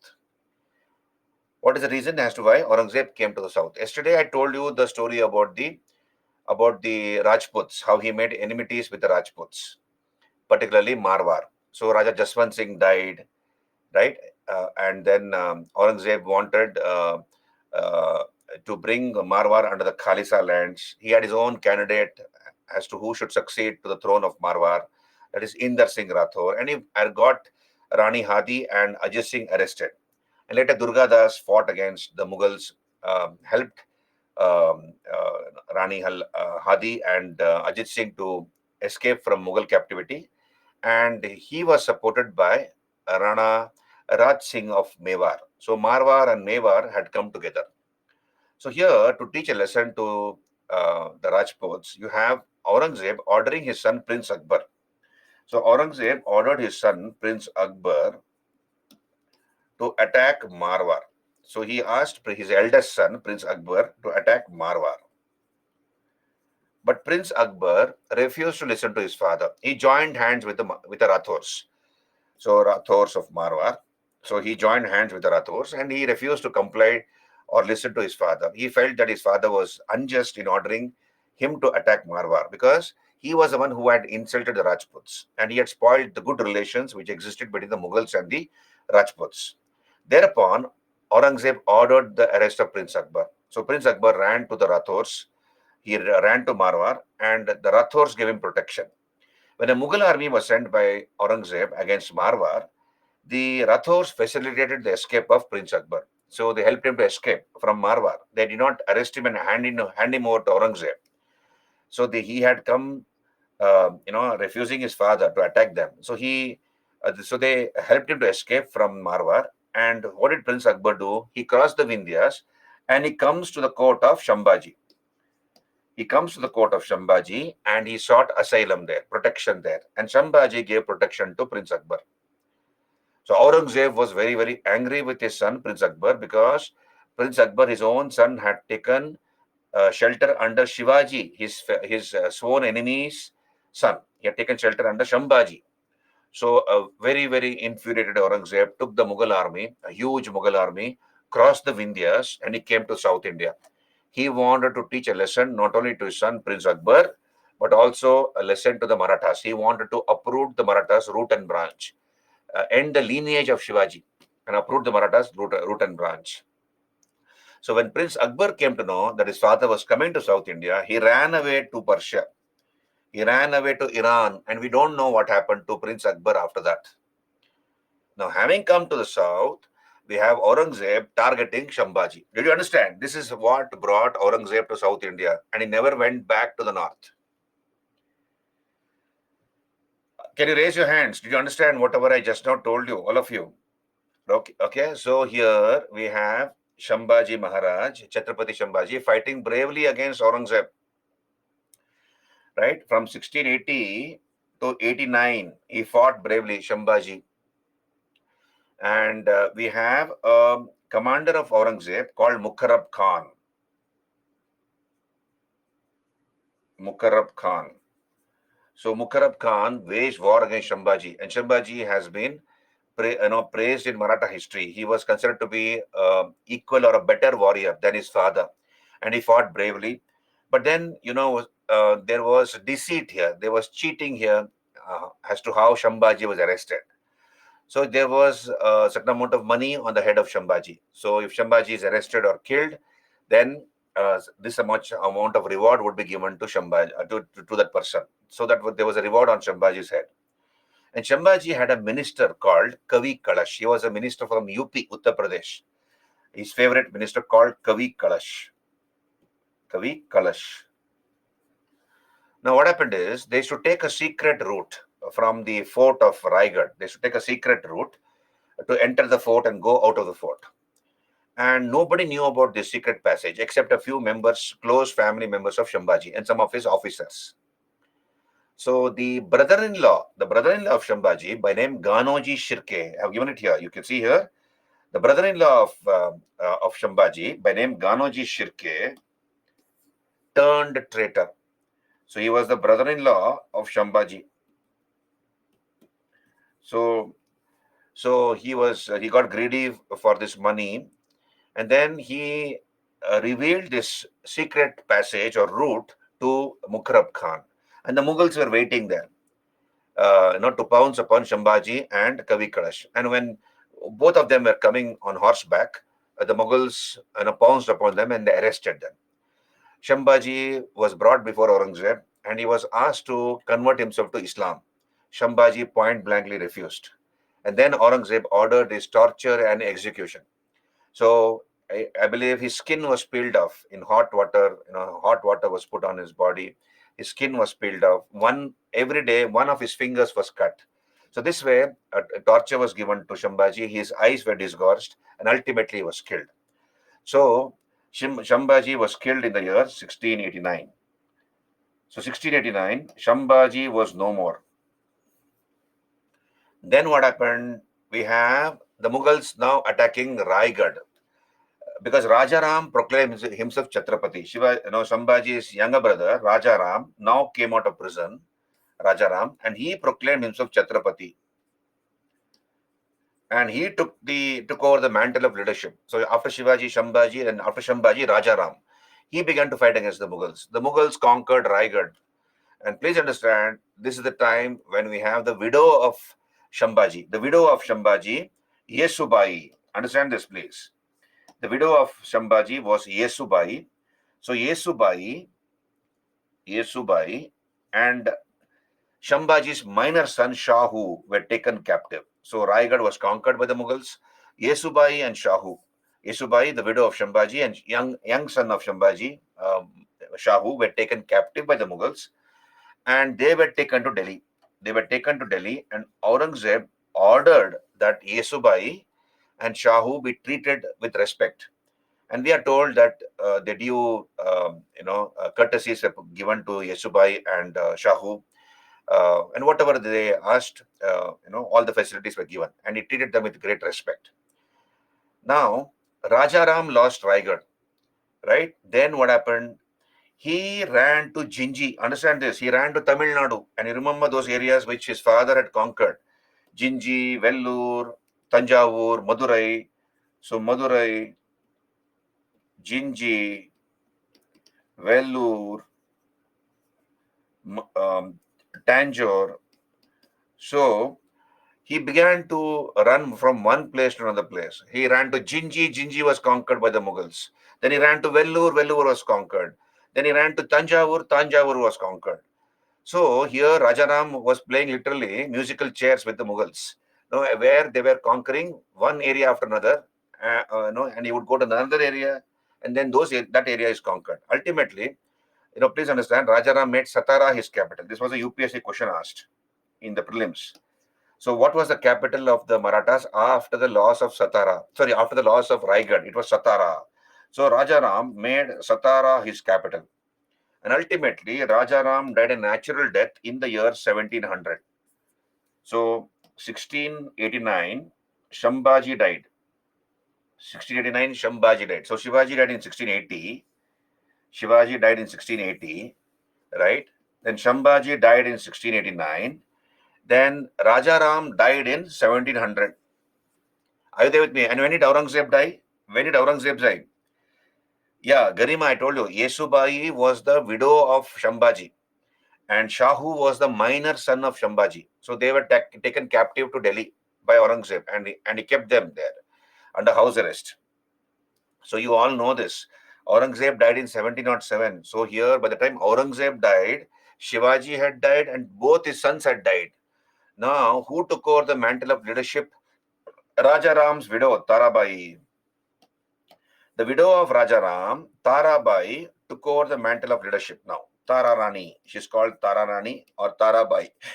And she became the leader of the Marathas. And she fought against the Mughals. So here this had become a dynastic war for the Marathas. Shivaji, then his son Shambhaji, then Rajaram and Tarabai. And the never say die attitude of the Marathas. The never say die spirit of the Marathas. And more Aurangzeb became a frustrated man. And this is called the Deccan ulcer, which ruined Aurangzeb. The Deccan ulcer. This is called the Deccan ulcer because he thought he had finished off the Marathas, but then the Marathas kept on fighting. And what made the Marathas fight and take on such a formidable enemy as the Mughals? The geography of Maharashtra, the hills and hillocks of Maharashtra, the Deccan Plateau. So they engaged in guerrilla warfare. The Mughals had a huge army, an army of 10 lakhs. They had so many elephants, thousands of elephants, cannons, huge cannons. Then huge Pathan soldiers. But then all that equipment, cannons, elephants become useless in the mountainous terrain of Maharashtra. They cannot take those elephants. They cannot take those cannons up the hills and whom will they shoot at? Because those rocky hills, rocky cliffs acted as natural fortresses for the Marathas. So the geography of the geography and the terrain of Maharashtra made the Marathas a formidable enemy. They did not fight on the plain land because on the plain land, nobody could stand before the Mughals. But in the hills and hillocks of Maharashtra, in those mountain fastnesses, the Marathas were a different cup of tea, and the Mughals, tried and tried, and ultimately Aurangzeb died a frustrated man in the year 1707. So this is the Deccan ulcer which you ruined Aurangzeb, and he died in 1707. He has been buried at a place called Khuldabad near Aurangabad, and rupees 14 and 12 annas. This was the amount of money which was spent on his grave. rupees 14 and 12 annas. And this was his own earning, which he had earned by copying the Holy Quran, weaving caps for prayers, etc. And there was he had his guru called Guru Zainuddin. His the dargah of Guru Zainuddin is there. So he was a Sufi saint, and Aurangzeb had said that once he dies, he would like to be buried in the premises of his guru, that is his teacher, Guru Zainuddin or Sheikh Zainuddin. So he's been buried there. So this is the end of Aurangzeb. Right, now we'll come back here. Let me complete Aurangzeb, and again I'll come back to the Marathas. Yesterday's class, I made to talk about the rise of the Peshwas briefly. I'll talk about it. Now look here. We will discuss the PPTs of Aurangzeb. Yesterday's class. So Aurangzeb, 1658 to 1707. So he succeeded Shah Jahan. We have seen that. Real name was Mohi al-Din Muhammad. Aurangzeb means ornament of the throne, and he took the title of Alamgir. He twice coronated himself. The maximum territorial extent of the Mughal Empire happened under him. He conquered Bijapur in 1686. And in 1687 he conquered Golconda. So the maximum territorial extent of the Mughal Empire happened under him, and he was the bravest, the most capable, the most shrewd and cunning also, and a great commander on the battlefield. Among the sons of Shah Jahan, he was the most capable, and he had controlled a maddened elephant, elephant under must, and therefore he got the title of Bahadur from his father. Shah Jahan gave him the title of Bahadur, and the name of the elephant was Sudhakar. So we have seen all this yesterday. He took the title of Alamgir, twice coronated himself, and he wanted to establish Islamic rule in India, and he was a follower of the Naqshbandi Mujahidi order. So he prohibited all these things: gambling, fornication, consumption of alcohol, narcotic drugs, Nowruz, that is a Persian New Year, singing, painting, Jeroka Darshan. So all these things. Then official department of history writing was discontinued, but the maximum number of history books were written during his period. I have told you yesterday. Jizya was reimposed by Aurangzeb, right? Then he sent Shaista Khan to teach a lesson to Shivaji, but then Shaista Khan lost few of his fingers to Shivaji's blade, a sword blade, and later he was posted as the governor of Bengal. And when he was posted as the governor of Bengal, Shaista Khan captured Chittagong, right? Then we have Aurangzeb attacking Rana Raj Singh of Mewar for supporting the Rathors. I've told you the story of Marwar and Mewar. Rana Raj Singh of Mewar was supporting Rani Hadi and Ajit Singh, and he was prepared to fight against the Mughals for the sake of Rajput pride and self-respect. But then ultimately, I told you, after all this damage which Aurangzeb had done, he agreed to recognize Ajit Singh as the lawful ruler of Marwar. Then the largest number of Maratha Mansabdars were employed during his period. Mughal-Maratha conflict began under Jahangir. We have seen this. A maximum number of Maratha Mansabdars, interestingly, were employed by Aurangzeb. And again, please understand, Shivaji himself was not unanimously supported by the Marathas. Within the Marathas, there was a lot of bickering, and many of them were hand in glove with either the Bijapur Sultan or with the Mughals, and they were working against Shivaji. So these are the Marathas Mansabdars who had left Shivaji and the Marathas, and they had come and taken employment under Aurangzeb. Then his son Akbar rebelled. I told you what is the reason. Akbar was asked to attack Marwar, but he refused to attack. So that was construed as rebellion. And then he joined the Rathors first and later joined Shambhaji. So therefore, Aurangzeb came to the Deccan to suppress his rebellion, but he got caught in the south. And he died at Kuldabad near Aurangabad, right? So he was a connoisseur of music. He is supposed to have fallen in love with this musician called Hirabai, but he himself was a veena player. Though he banned music in court, but instrumental music, including the royal band or Nobat, continued. Then we have Fatwa-i-Alamgiri, which is a book on administrative rules, which was ordered to be compiled by Aurangzeb. Then a number of people were executed on grounds of heresy, that is insulting Islam. One was the head of the Dawoodi Bora head, Qutub Khan, Qutubuddin. We've seen that. And then he charged higher taxes on Hindu merchants. Hindu merchants had to pay 5% tax, whereas the Muslim merchants had to pay 2.5% tax. So he did not introduce uniform taxes. Based on religion, he introduced taxes. And also he imposed jizya. According to Mark Jason Gilbert, I told you yesterday, Hindus were supposed to go to the office and pay the jizya tax personally, and they had to read a line in the Holy Quran which said that they are inferior to the Muslims, and that resulted in the Hindus rebelling or feeling insulted by Aurangzeb, including many of his officers. Right? Then he ordered the demolition of many temples, but we have also farmans which say that he was responsible for building a number of temples, mutts, bathing ghats, including gurudwaras and dargahs. So among them, we have the Mahakaleshwar temple of Ujjain, the Balaji temple of Chitrakoot in Madhya Pradesh, etc. So he ordered the construction of all these temples, but at the same time, we see that he ordered the demolition of many popular Hindu temples like the Kashi Vishwanath temple, the Keshava Rai temple at Mathura, and other temples in present-day Madhya Pradesh, Uttar Pradesh, Rajasthan, etc. He also ordered the demolition of the Jama Masjid at Golconda, because the Golconda Sultan was supposed to have built this mosque to hide additional revenue in that mosque. So therefore, he got the mosque demolished. But then demolition of mosque was a rarity, as we have seen. So these are the following people who were executed on the orders of Aurangzeb on the grounds of heresy. Sidna Qutub Khan Qutbuddin, the head of the Dawoodi Bohra Muslims. Guru Tegh Bahadur in 1675, because he opposed the policy of forcible conversions which the government of Aurangzeb was engaging in Jammu and Kashmir. And Chhatrapati Shiva Shambhaji Maharaj in the year 1689. Right? And these are the various revolts which took place under him. The Marathas under Shivaji, Shambhaji, Rajaram, Tarabai fought continuously against Aurangzeb. And this is the Deccan ulcer which ruined Aurangzeb. The Jats are low-class Punjabi peasants of Haryana, Punjab region, low-caste Punjabi peasants. Under their leader Churaman and Badan Singh, they later founded the independent kingdom of Bharatpur. So they revolted under Gokul, then Rajaram and Badan Singh. The Satnamis under Jagjivan Das. Then also you have a rebellion in the northwest of India. Then the Sikhs under Guru Gobind Singh, I told you, ninth Guru Tegh Bahadur lost his life. That resulted in Guru Gobind Singh, the 10th and the last Guru, coming to power. He established the Khalsa, the militant Sikh army that was established in 1699, the Khalsa.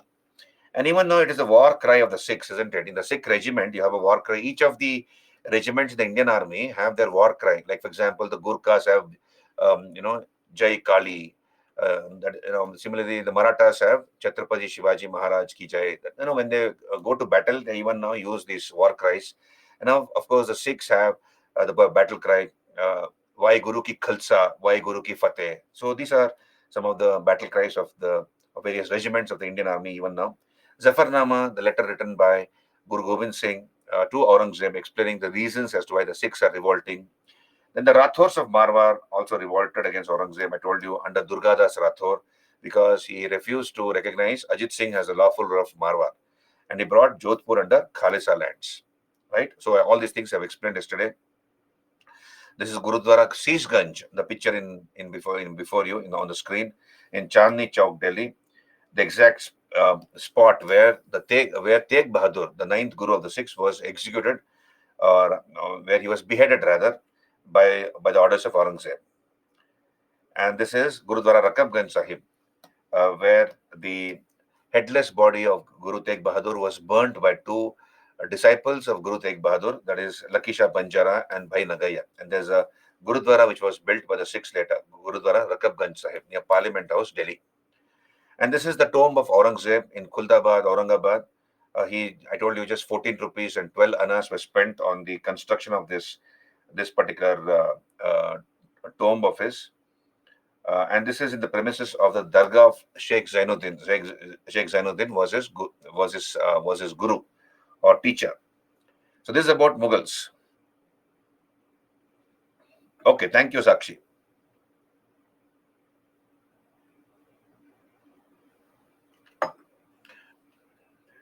Okay. So let us look at some of the books written by various princesses. Like, for example, Munis Al-Arwa, written by Jahanara Begum, the eldest daughter of Shah Jahan, who took care of her father. So Jahanara Begum wrote Munis Al-Arwa. Zebun Nisa, one of the daughters of Aurangzeb, wrote Diwani Makji. Then Gulbadan Begum, the daughter of Babur, the sister of Humayun, who wrote Humayun's biography, Humayun Nama. Badauni wrote Muntakab ul Tawarik. and Sakinat Laulia by Muhammad Hussain Kafi Khan. Okay, let us look at the questions from the Mughal chapter, and then I'll come to what happened to the Maratha kingdom after the death of Shivaji and the rise of the Peshwas. We'll talk about it. And then, of course, we'll look at the questions from Maratha chapter. On your screen, please try to answer the questions without looking at the answers. 1996 question. In medieval India, the Mansabdari system was introduced mainly for what? Making recruitment to the army, facilitating revenue collection, ensuring religious harmony, effecting clean administration. The answer is this: effecting clean administration, not making recruitments to the army, right? It was effective for effecting administration.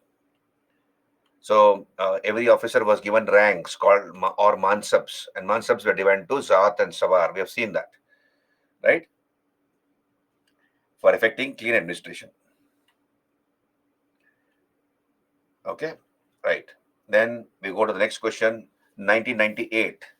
The loss of Kandahar was a big blow to the Mughal Empire from the point of view of what? Natural resources, buffer territory, communication, strategic stronghold. The reason is this: strategic reasons. For strategy, it was strategically important to hold on to Kandahar. And when was Kandahar finally lost by the Mughals?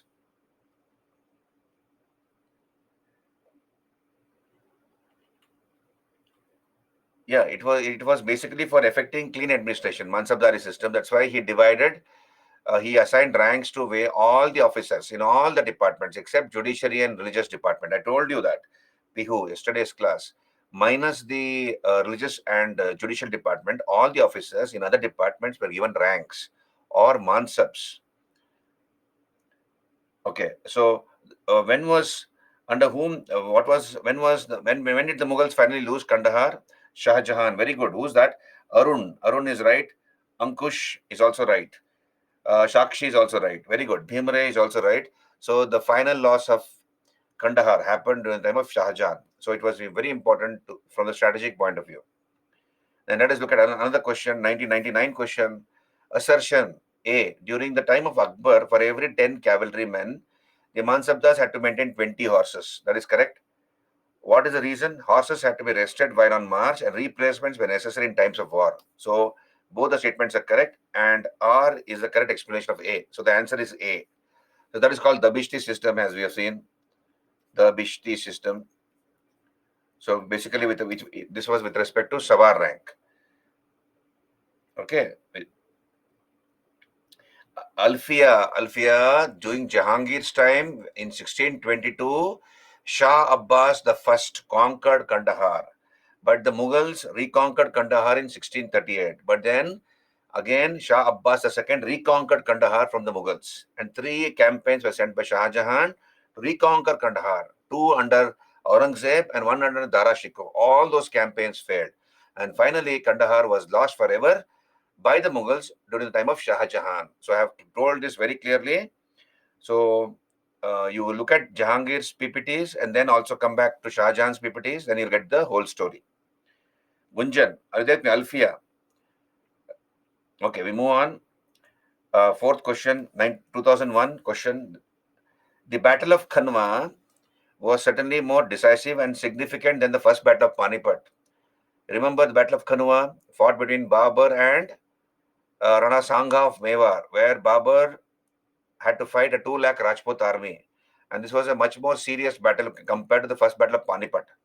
Rana Sangha, the Rajput hero, was certainly a more formidable adversary than Ibrahim Lodi. So the answer is right. Both A and R are true, and R is the correct explanation of A. And I told you in the Battle of Khanwa, Babur called this battle as jihad. He called this battle as jihad and took the title of Ghazi, holy warrior. Clear? Hello? Do you remember? Can I move on? So within 24 hours, you should do your revision within 24 hours. Then you will not forget. Okay, we move on. 2014 question. Consider the following statements. The arrival of Babur into India led to the introduction of gunpowder in the subcontinent. Is it yes or no? You give me the reason. If it is no, you have to give me the reason. Sakshi, give me the reason. Introduction of gunpowder in the subcontinent.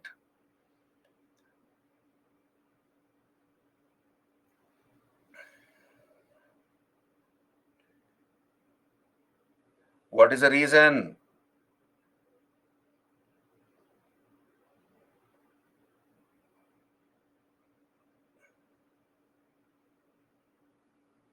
Okay, Sakshi is right because it was used in South India for the first time in 1367 in the Battle of Mudkal.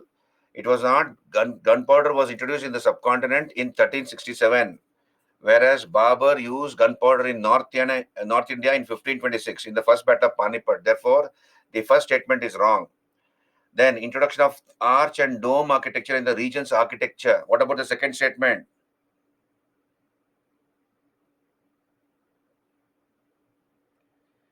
Likita, gunpowder was invented by the Chinese.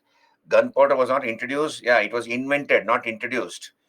You can use that word introduced, but the more specific word would be invented. They were the ones who invented the gunpowder. And the Arabs introduced that into India.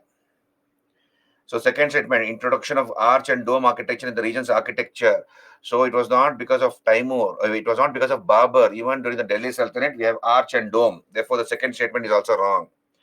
Establishment of the Timurid dynasty in the region. This statement is correct. Why it is correct? Because Babur was a descendant of Timur from his father's side. So thus it led to the establishment of the Timurid dynasty in the region. Therefore, the third statement is correct, isn't it? Babur was the descendant of Timur from his father's side and from Genghis Khan from his mother's side. So here it says establishment of the Timurid dynasty in the region. Therefore, only 3 is correct.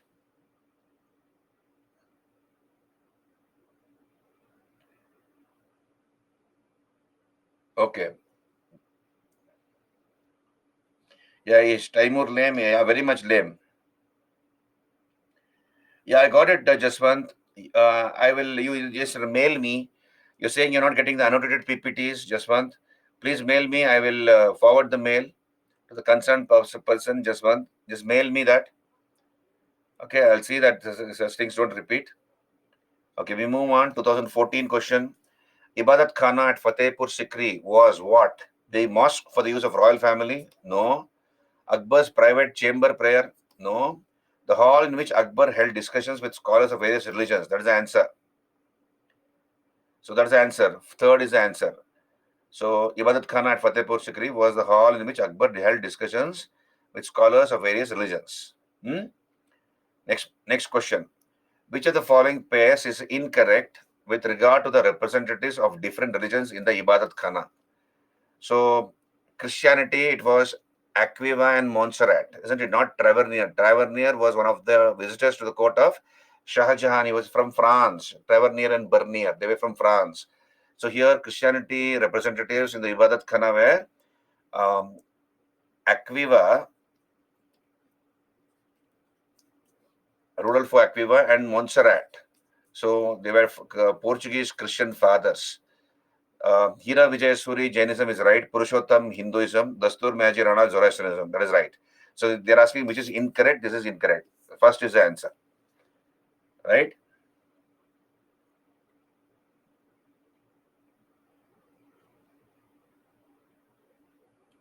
What is your question, Ankush?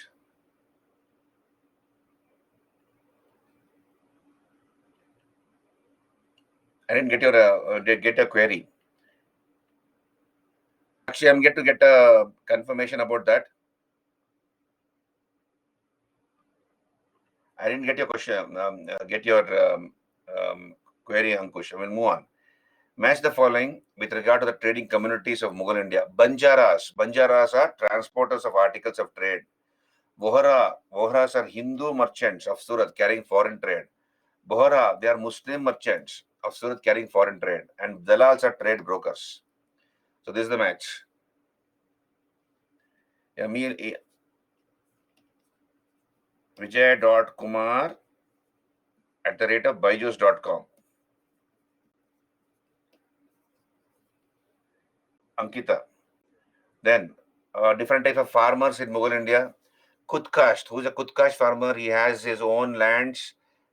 He's staying in his own village. He has his own implements. So that's called Kutkasht farmer. So peasants who had lands as well as agricultural implements. Kutkasht. Pahikasht. He came from a neighboring village. So peasants who had lands without agricultural implements. That is Pahikasht. Muzanium. Muzanium are agricultural laborers. and Kamin, artisans belonging to low caste. So that is the match. Yeah, Dalal is no use. Dalal is a broker. That is all. No also it is used. You're right, Bhimre. Then match the following with regard to the foreign travelers to Mughal India. Gemelli Kereri. So he was from Italy. The name, it's Italian, very much Italian. And for your convenience, I have put this here. Gemelli Kereri came to the court of Aurangzeb in 1695. He was from Italy. Gemelli Kereri. He was from Italy. Francisco Palsert. Palsert was from Netherlands. He came to India during the period of Jahangir.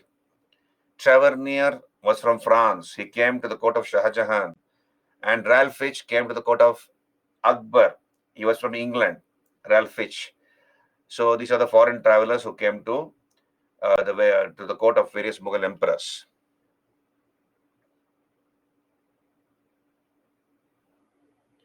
Ankush, spying department was very much given importance.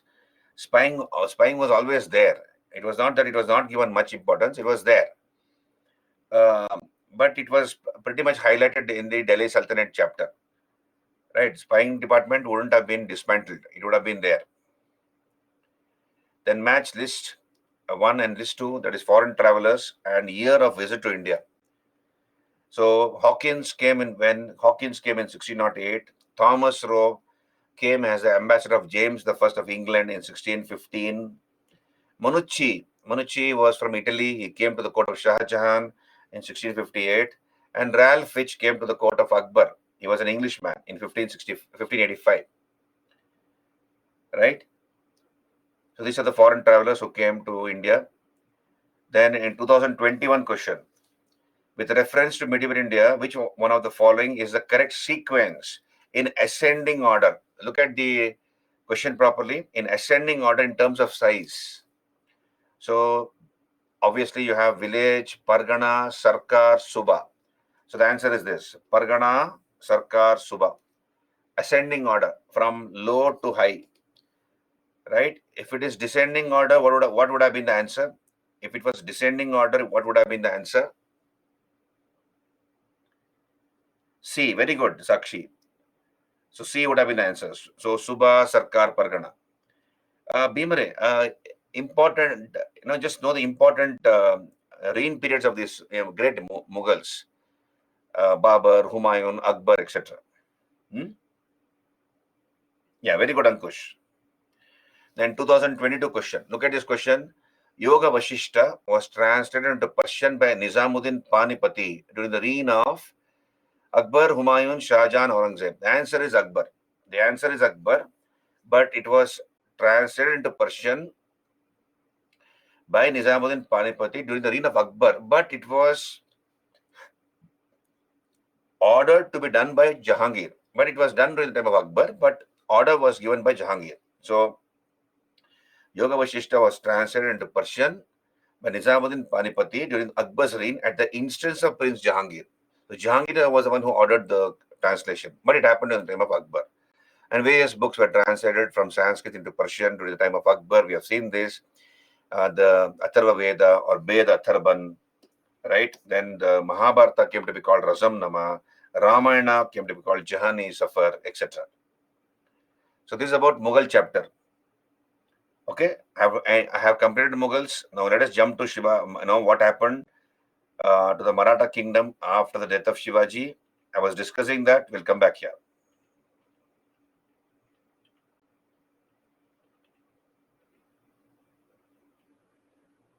Hello, all of you. Are you there with me? So Shivaji died in 1680. Then after Shivaji, we have Shambhaji, who died in 1689, and Rajaram died in 1700. And the mantle of leadership was taken over by Tarabai. Tarabai continued to fight against the Mughals.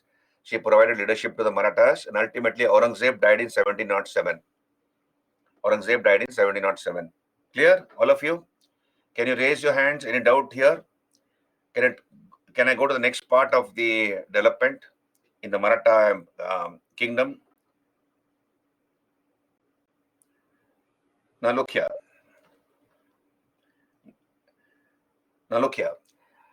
Aurangzeb died in 1707. Okay, Aurangzeb died in 1707. You all know this. He died in 1707. and his eldest son, Prince Akbar, had run away from India. Prince Akbar had run away from India to Persia. He had gone away to Persia. Okay, he was afraid of his father, where his father might kill him, and he never came back. What happened to him, we don't know. Now, after Aurangzeb died, understand this? I'm talking about the rise of the Peshwas, how the Peshwas come to limelight now. So Aurangzeb died in 1707. There was a civil war in the Mughal Empire, and three surviving children of Aurangzeb began to fight for the throne. Who are the three surviving children of Aurangzeb? Muazzam,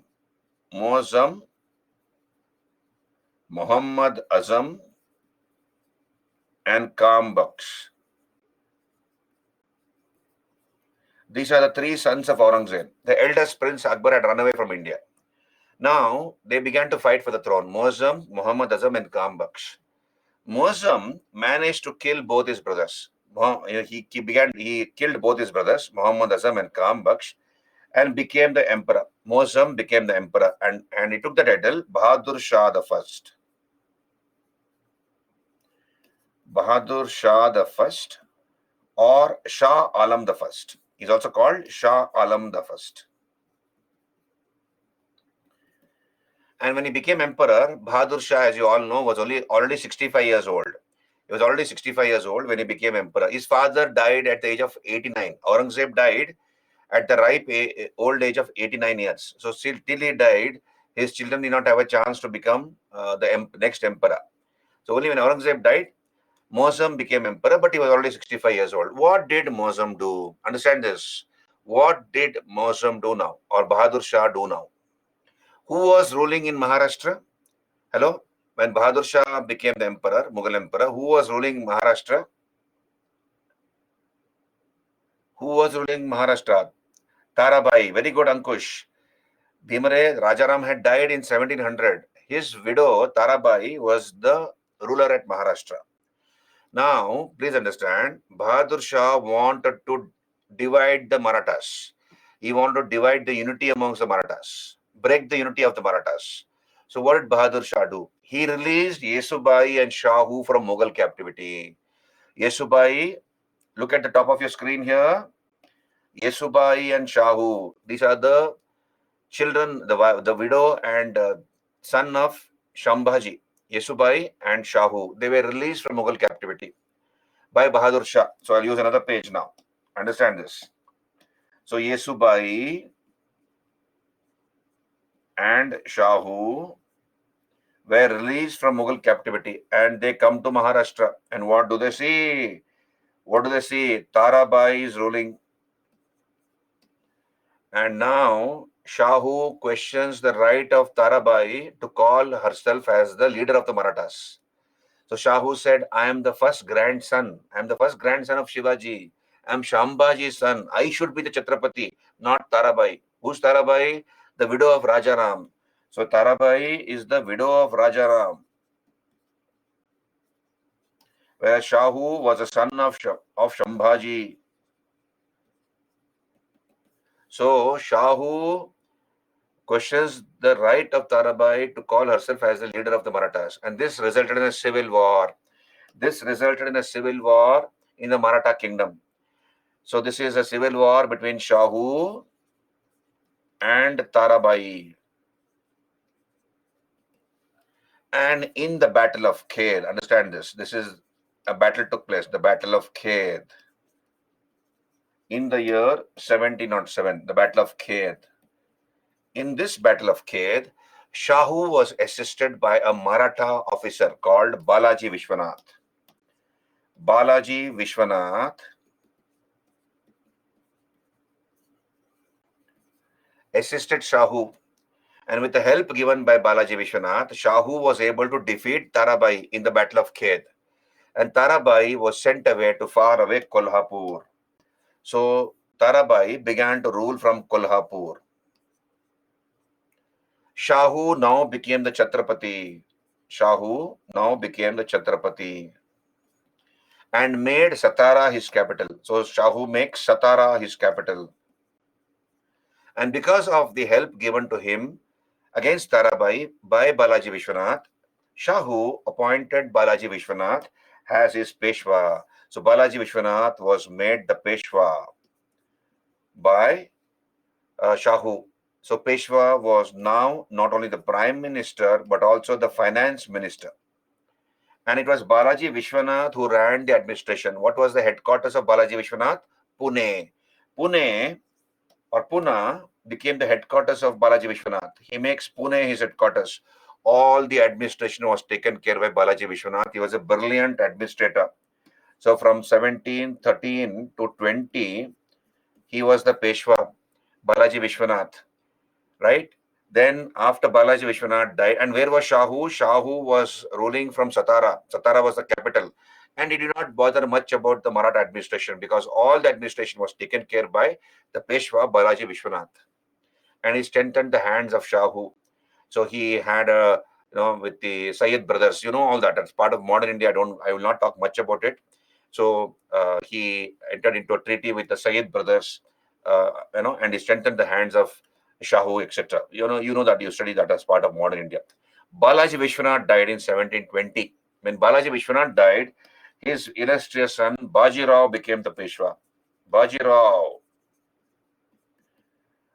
became the Peshwa, the son of Balaji Vishwanath, and he was Peshwa from 1720 to 40.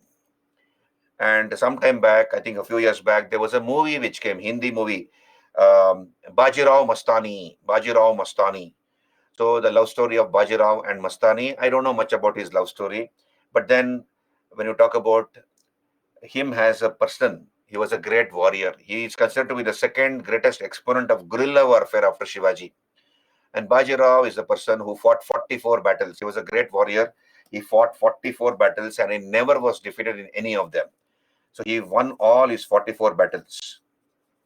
And we have the establishment of the Maratha Confederacy under him. Maratha Confederacy was born under Bajirao the first. So he told his Maratha captains, Maratha Sardars, you take your army and you conquer new areas. From whatever area you conquer, you should send me a tribute. A certain amount of money should be sent as tax to the Peshwa. And then you can administer those areas. And that resulted in many of the Maratha captains, Maratha families who were born, the Maratha Sardars who were born. Like, for example, we have the Scindia at Gwalior. So Scindia made Gwalior his headquarters. Then the Bhosle had Nagpur as his headquarters. Then the Gaikwad had Baroda as his headquarters. Then the Holkar had Indore as his headquarters. Indore. And the Peshwa had his headquarters at Pune. These are the Maratha captains, Maratha Sardars, who converted the Swarajya into an empire. During the time of Shivaji, the Maratha kingdom was only confined to present-day Maharashtra region. But these are the Peshwa, these are the Maratha captains, the Scindias, the Bhosles, the Holkars, and the Gaikwads, who expanded the Maratha kingdom into an empire. And they began to expand rapidly in various parts of India. Central India, North India, you have the Jats, the Rajputs, the Bangash Pathans. They were beaten black and blue by the Marathas under these great Maratha captains. And the Maratha flag was fluttering from Atok in Afghanistan to the river Krishna. In 17th century India, nobody was as powerful as the Marathas. Bajirao was himself a great warrior. He defeated the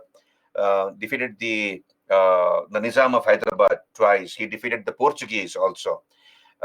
And then he raided into Delhi in 1737. He plundered Delhi, Bajirao. And when he was born, astrologers had told, I believe, had told his parents that your son will shine like a sun. He will be bright, as bright as a sun, but he will have alpa ayu. That is, he will die early. So accordingly, Bajirao, till he was alive, he shone like a brightest sun. But then he died at the age of 44. He was just 44 when he died, and in those 44 years of his age, he had fought 44 battles, and he had never been defeated in any of them. Once Bajirao the first died in 1740, we have his son who became the Peshwa, Balaji Bajirao. I'll use another page. Balaji Bajirao.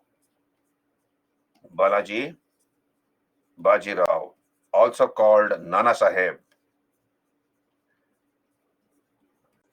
So he was Peshwa from 1740 to 61, right? And where was Shahu? Shahu was the king of the Marathas at Satara. And when Balaji Bajirao was the Peshwa, Shahu died. Shahu died. But before dying, he had left a will. And in this will, he had Shahu did not have any children. So therefore, in his will, he had mentioned that after he dies, all the Maratha administration will be taken care by the Peshwa. So this is called the Sangola Agreement. This is called the Sangola Agreement of 1750. Under this Sangola Agreement of 1750, the Peshwa from a de facto ruler became the de jure ruler. So from a de facto ruler, earlier by fact, he was the ruler. Now he became by law, he became the ruler. And when Balaji Bajirao was the Peshwa, we have in the year 1752 a treaty which was signed by the Mughal Wazir Safdarjung. So you have the emperor. The Mughal emperor was a person called Ahmad Shah. Ahmad Shah was the Mughal emperor. Ahmad Shah was the Mughal emperor, and this Ahmad Shah had a minister called Safdarjung. Safdarjung. So he was the Nawab of Awadh or Aoudh in UP. So they are called Nawab Wazirs because they held two important positions. He was a Nawab of Awadh as well as the Wazir of the Mughal Empire. So they held important posts. So they're called Nawab Wazirs. So he was the Wazir of the Mughal Empire. And this Safdarjung entered into a treaty with the Maratha Peshwa Balaji Bajirao in the year 1752.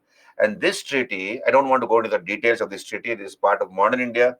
I'll not talk about it, but much. So here, this treaty brought the Marathas directly into conflict with Abdali, Muhammad Shah Abdali, Ahmad Shah Abdali or Ahmad Shah Durrani, the ruler of Afghanistan. So this treaty brought the Marathas into conflict with Ahmad Shah Abdali or Ahmad Shah Durrani, the king of Afghanistan, who began to raid into India continuously from 1748 onwards. 1748 onwards, he began to raid into India almost intermittently, almost every year. And he would come into India, engage in loot, plunder, rapine, and go away. And this was a big headache for the Mughal emperor and the Mughal administration. The Mughal emperor had become weak. The Mughal army had become as good as ineffective. So they were not able to stop the invader at the border. So this minister of the prime minister of the Mughal Empire, Safdarjung, entrusted the responsibility of safeguarding the Mughal Empire both from internal revolts and external aggressions to the Marathas. And he told the Maratha Peshwa Balaji Bajirao that the total revenues of Agra and Ajmer will be given to the Marathas as a reward if they act as the policemen of the Mughal Empire. And this treaty of 1752 brought the Marathas into direct conflict with Abdali, resulting in the Third Battle of Panipat in 1761. Did you understand? Hello? Are you there with me?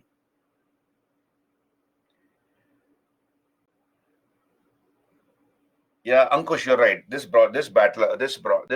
So here, so 1761, you have the Third Battle of Panipat. Now, what happened is, understand this, in 1760, so he had been raiding continuously from 1748. In 1760, you have Abdali with a large army coming into India. He plundered parts of the Punjab. Then he appointed Najibuddaulah, the Rohilla leader, as his representative when he went back. So he conquered a few parts of Punjab. Najibuddaulah was left as his representative there, and he went back to Afghanistan. This was a challenge thrown to the Marathas. So, to honor this treaty of 1752, a Maratha army set off from Pune. It was commanded by Raghunath Rao, the brother of Balaji Bajirao. So, through quick marches, through rapid marches, they reach Punjab within a month. So, rapid marches means they'll march early morning, 4 o'clock, they'll start marching, right? And till 9 o'clock, they march. Then they'll take rest the whole day. Then again in the evening, they start marching. No, early evening, 5 o'clock till about 10 o'clock till 12 o'clock.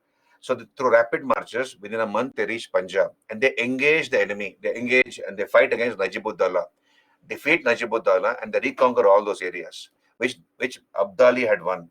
So this was a challenge thrown to Abdali. In the year 1761, that is the next year, he comes with a large army, an army of 1 lakh soldiers.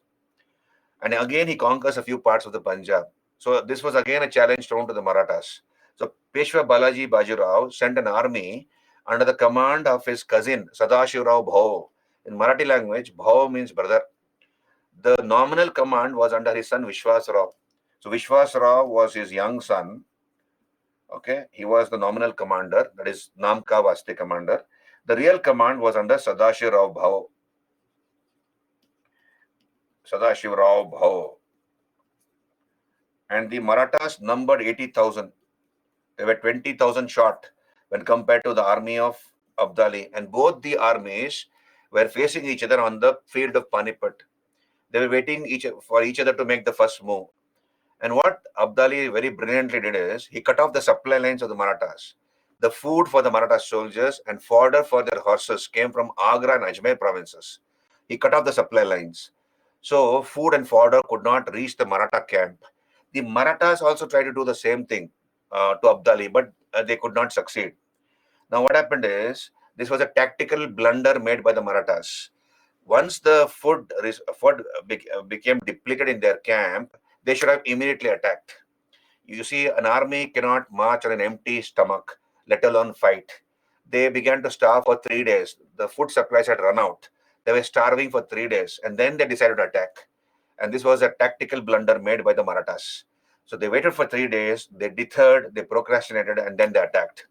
And then superior generalship and tactics won the day for Abdali. It is said that not a home in Maharashtra did not lose a member of its family in the third battle of Panipat. In other words, there was a mourning. There was a mourning in every home in Maharashtra in the third battle of Panipat. Peshwa Balaji Bajirao did not know what had happened at Panipat. He knew that his army was 20,000 short. So the Peshwa Balaji Bajirao was, with having taken reinforcements, having gathered reinforcements, was on the way to North India to supply the reinforcements to his main army. And as he was about to cross the Narmada River on boats, a messenger came on horseback and handed over a cryptic message to Balaji Bajirao, a code language message. So this was a letter written in code language. Balaji Bajirao opened that letter and he read that letter. So when he read, what did it say? It said, two pearls have been dissolved. Two pearls have been dissolved. 27 gold coins have been lost. And of the copper and of the silver and the copper, their measure cannot be cast up. So that is in English, that is the meaning of this word. That is the message, a letter. He understood the meaning. Two pearls have been dissolved. That is, Vishwas Rao, Sadashiv Rao Bhau have died. 27 gold coins have been lost. The principal commanders have been killed. And of the silver and the copper, the other chota mota soldiers, etc., all have been wiped out. In other words, they have lost at Panipat. This was a body blow to the Peshwa. He could not take this defeat. It hurt him badly. When the main army was eliminated, where was the question of giving reinforcements? He turned around and went back to Pune, and within 6 months he died. The third battle of Panipat did not decide who was to rule India, rather who was not to rule India. So by default, the English East India Company became the most powerful political power in India. So if the Marathas had won at Panipat, then they would have remained as the most powerful political entity in India. But that was not to be so. By default, the English East India Company became the most powerful with the Maratha defeat in the third battle of Panipat, and they went on to rule India. That's why the statement, the third battle of Panipat did not decide who was to rule India, rather who was not to rule India. The Marathas were not supposed to rule India. This is about Marathas chapter. Did you understand?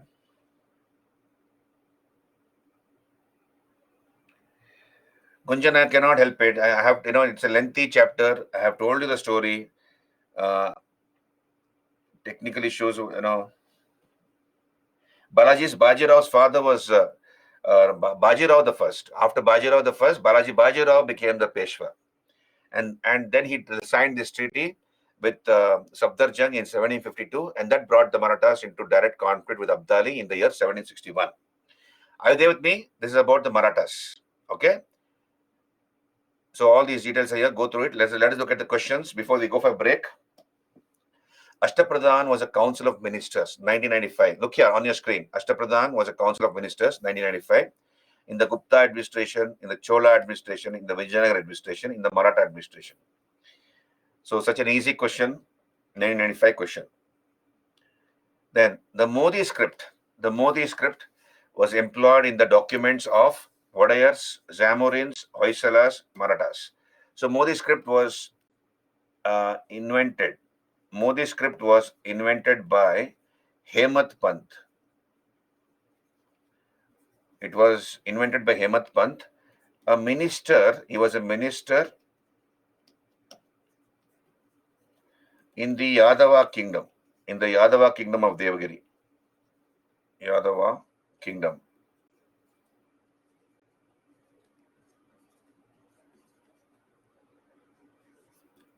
So he was a minister in the Yadava kingdom of Devagiri. He was serving King Mahadeva. So he was a minister under King Mahadeva of Yadavas, and later he also briefly served under Ramachandra Deva, King Ramachandra Deva, who was defeated by Malik Kafur, and later he gave his daughter in marriage to Alauddin Khalji, Jatyapali. We have discussed all this. Remember, so King Mahadeva, and then later Ramachandra Deva.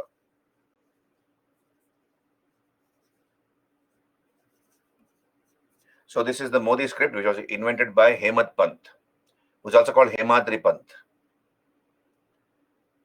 Okay, then we move on. The member of Shivaji's Ashtapradhan who looked after foreign affairs. 1998 question, Peshwa, no. Sachiv, no. Pandit Rao, no. Sumanta. Sumanta was the answer. Sumanta or Sachiv. So Sumanta. So he was in charge of foreign affairs and master of ceremonies. You can see here on your screen. Just hold on. So look at this. Sumanta or Dabir. See this? Sumanta or Dabir. He was the foreign affairs minister, master of ceremonies. So Sumanta or Dabir is the answer. Sumanta, also called Dabir or Dabir. Then arrange the following events of the life of Shivaji in the correct chronological sequence. So coronation in 1674, he was coronated. Killing of Afzal Khan in 1659. Killing of fight of Shaista Khan 1660. First attack on Surat 1664. Treaty of Purandar 1665. That's the answer. So you would say, which is so they're asking correct chronological sequence.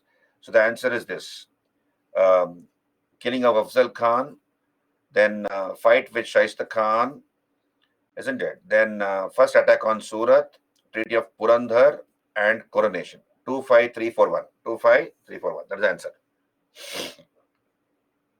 So know the story of Shivaji. Generally, they will not ask years. They'll not ask years. Don't worry about it. Know the sequence of events. If you know the sequence of events, without the years, you can mark. I've told you, you want to remember the sequence of events with respect to conquest of North India by Alauddin Khalji, conquest of South India by Alauddin Khalji, the experiments of Muhammad bin Tughlaq, projects of his. Okay, so you don't need to remember the years. The sequence of events is important. Ankush, it's up to you. If you want to remember the years, please remember the years. You're welcome. Or at least know the sequence of events. At least for this question, you need to remember the years. I can understand that. Then where did Shivaji station his navy? Kolaba. So that was the answer. Not Raigad, not Janjira, not Ratnagiri. It was Kolaba. Where did Shivaji station his navy? In Kolaba, in Bombay, present-day Mumbai. Then match the following by using the codes with regard to Ashtapradhan. Peshwa, Amatya, Sarinobat, Sumant. So Sarinobat was a Senapati, right? The Peshwa was the prime minister. Amatya was the finance minister. Sumanta was the external affairs minister. Sumanta or Dabir. So that's the answer. Then consider the following statements about Raigad Fort. This hill fort is situated in the Sahyadri mountain ranges, correct? Western Ghats. It is also known as Gibraltar of the South. That is wrong. It is called Gibraltar of the East. It's called Gibraltar of the East, not South. In 1656, Chhatrapati Shivaji Maharaj captured it from the Moors of Javli, who were under the suzerainty of the Adil Shahi Sultanate. This is correct. How many statements given above are correct? They're asking. 2 are correct. And the explanation is here. So on your screen, So the Britishers called it as Gibraltar of the East. It is located in the Sayandri mountain ranges. Earlier it was called Rairi. And later Shivaji captured it from the Moors of Javli, who were under the Adil Shah Sultanate. That's the answer. Then you see on your screen Maratha military landscapes of India. So this was an article in the Indian Express newspaper. It is the hill forts of Maharashtra are India's entry to UNESCO World Heritage List for the year 23-24. Therefore, this topic becomes very relevant, important. There are different types of forts. So directly from Indian Express newspaper, I have taken it and put it here. Please go through it. There are a dozen forts which have been shortlisted by the government of India, and they have been divided into different types, different forts, different types here. For example, we have Salher Fort, Shivneri Fort, Lohagad, Raigad, Rajgad, Jinji. They are hill forts. Pratapgarh is a hill and forest fort, right? Then Panhala is hill plateau fort. Vijayadurg is coastal fort. Kandheri, Suvarnadurg, and Sindhudurg are island forts. There are 5 types of forts. So what I would, remember this. So you accordingly make a chart and you keep it, put it under those slots. So what are the hill forts? Similarly, what are the hill forest fort, hill plateau fort, coastal fort, island fort? You make a list. They might ask you match the following. Did you understand? समझ में आ रहा है ना, all of you? Did you understand? So the basic information is here. When you make your notes, you accordingly remember that way. Hill forts. What are the hill forts? Salher, Shivneri, Lohgad, Raigad, Rajgad, Jinji. 6 of them. Like that you remember. Hill forest fort. That is Pratapgarh. You make a chart and you accordingly arrange the forts. Under which category each of those forts come under. Right? So this is about Marathas and Shivaji. So we'll take a break here and we'll come back and we will do Vijayanagara and the Vijayanagara and Bahamani Sultans and other regional kingdoms. That is the last chapter of medieval India. Clear? So you go back, you go now, take a break and come back. What is the time now? We'll meet at 7:15. 7:15 we meet and we go to the next. Okay, I have Suri dynasty to do. I'm sorry. I have to do Suri dynasty. We'll meet at 7:15. Okay, meet at 7:15. Carry on. Okay, Ankush, 2 minutes late. Okay, 7:17. You come at 7:17, Ankush. Carry on.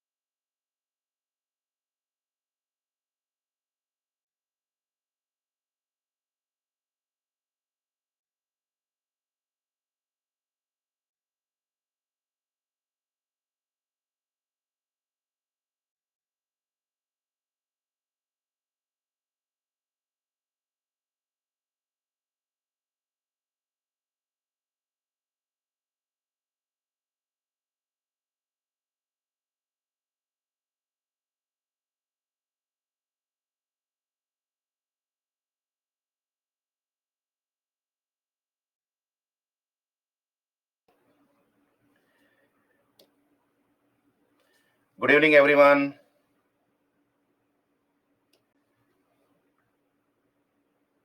Can we continue? Am I audible and visible? Okay. Let's talk about the second. Let's talk about the second Afghan dynasty to rule Delhi. This is the Suri dynasty, and obviously, which is the first Afghan dynasty? The Lodhis. The Lodhis were the first Afghans to rule Delhi.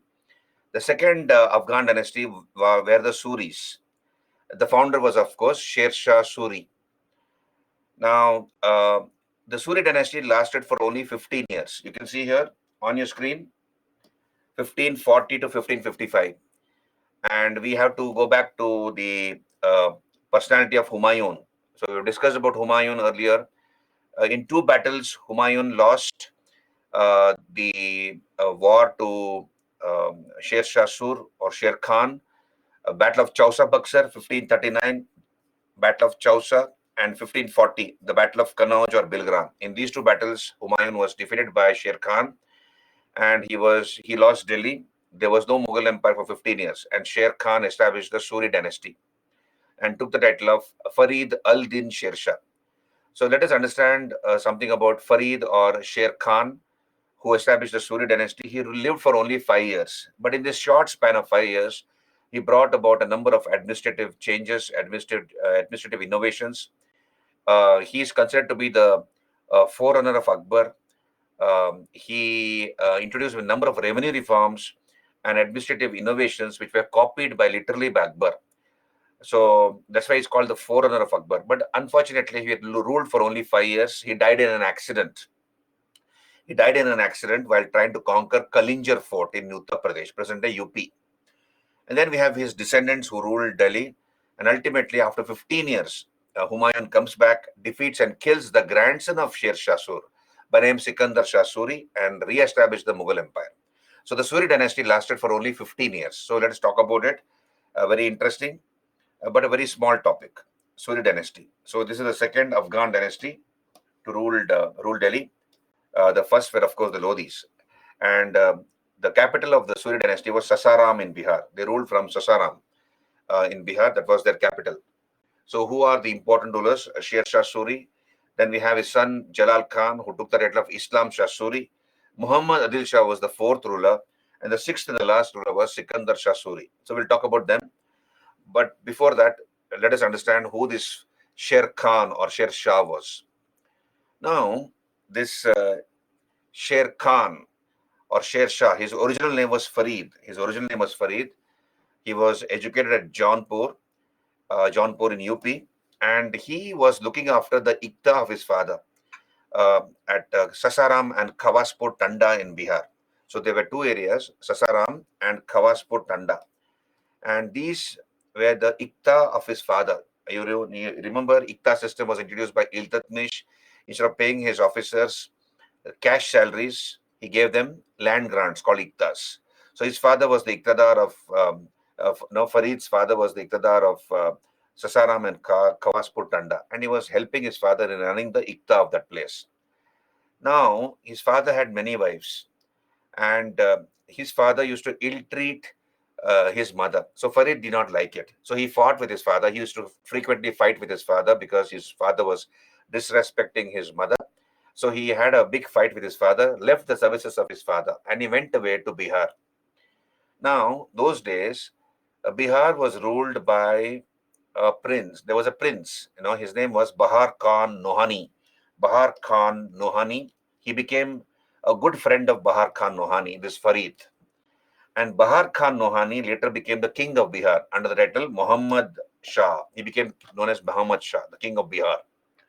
So he joined this Bahar Khan Nohani and this Farid. And when they were going on a hunting expedition, I believe a tiger pounced upon Bahar Khan Nohani. But then it was Farid who managed to kill this tiger and save the life of his friend Bahar Khan Nohani. Thereupon, Bahar Khan Nohani gave a title to Farid. He called him Sher Khan. So that's how he got the name or title of Sher Khan. Now, Sher Khan or Farid married Lord Malika. She was a widow, and she had a fortress called Chunar under her control. So he marries this Lord Malika, and after marrying her, the fort of Chunar came under his control. Now, his friend Bahar Khan Nohani, who had become the king of Bihar under the title of Muhammad Shah, died. So once Muhammad Shah or Bahar Khan Nohani died, this Farid or Sher Khan began to act as a regent to his son. He acted as the representative of his son. He began to run the administration of Bihar, and when he found an opportunity, he killed that young boy, the son of his best friend, and he usurped the throne of Bihar. He became the king of Bihar that way. So he acted as the regent. So after the death of Muhammad Shah, he became the regent or representative, and then he killed the son of Muhammad Shah and became the king of Bihar.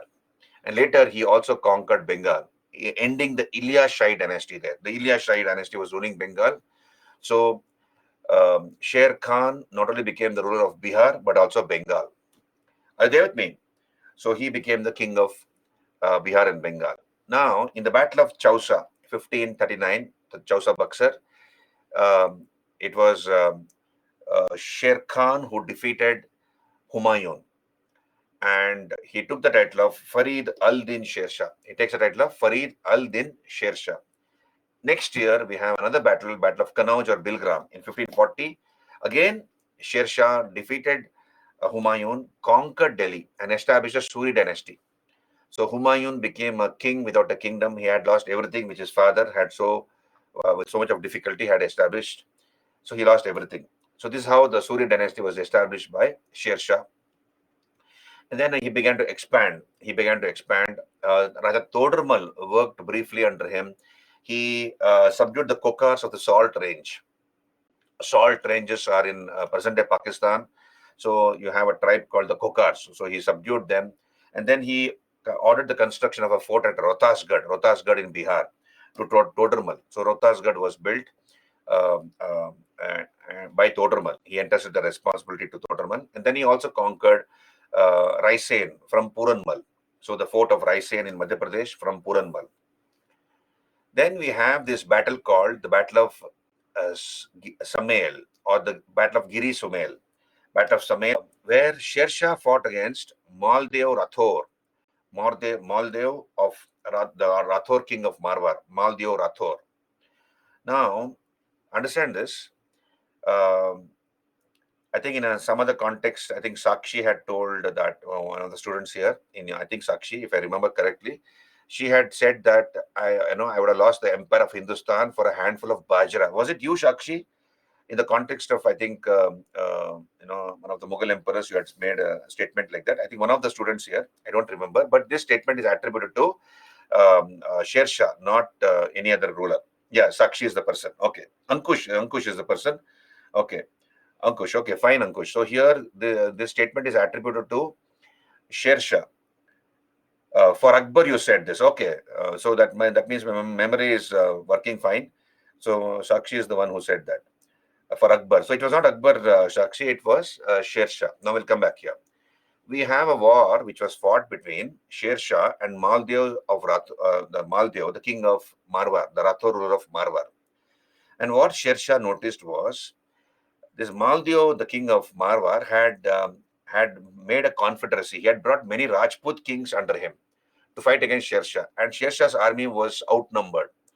So if a battle took place next day there was a battle which was going to take place. If a war took place next day, 100% Sher Shah would have been defeated because his army had been outnumbered. Now what Sher Shah did is, you understand this, look at the brilliant mind of Sher Shah here. So what Sher Shah did is, so this was a war we fought between Sher Shah and Maldev of Marwar. Okay, now, and Maldev had established a confederacy where many kings, Rajput kings, had come under him. Now, what Sher Shah did is he wrote many letters. He wrote many letters as if written by many commanders, many Rajput commanders to Sher Shah, stating that in the midst of the battle tomorrow, they're going to switch loyalties. They're going to leave the side of Maldev and join Sher Shah. So he wrote many letters like this, as if written by many Rajput commanders to Sher Shah, that they're going to switch loyalties the next day. And he got those letters dropped around the camp of Maldev, as if some messenger was carrying these letters, and by mistake, these letters have fallen off. So these letters were picked up by the soldiers of Maldev, and they hand over those letters to Maldev. And Maldev read those letters, and he was shocked because many of his commanders in those letters had said that they're going to switch their loyalties to Sher Shah tomorrow.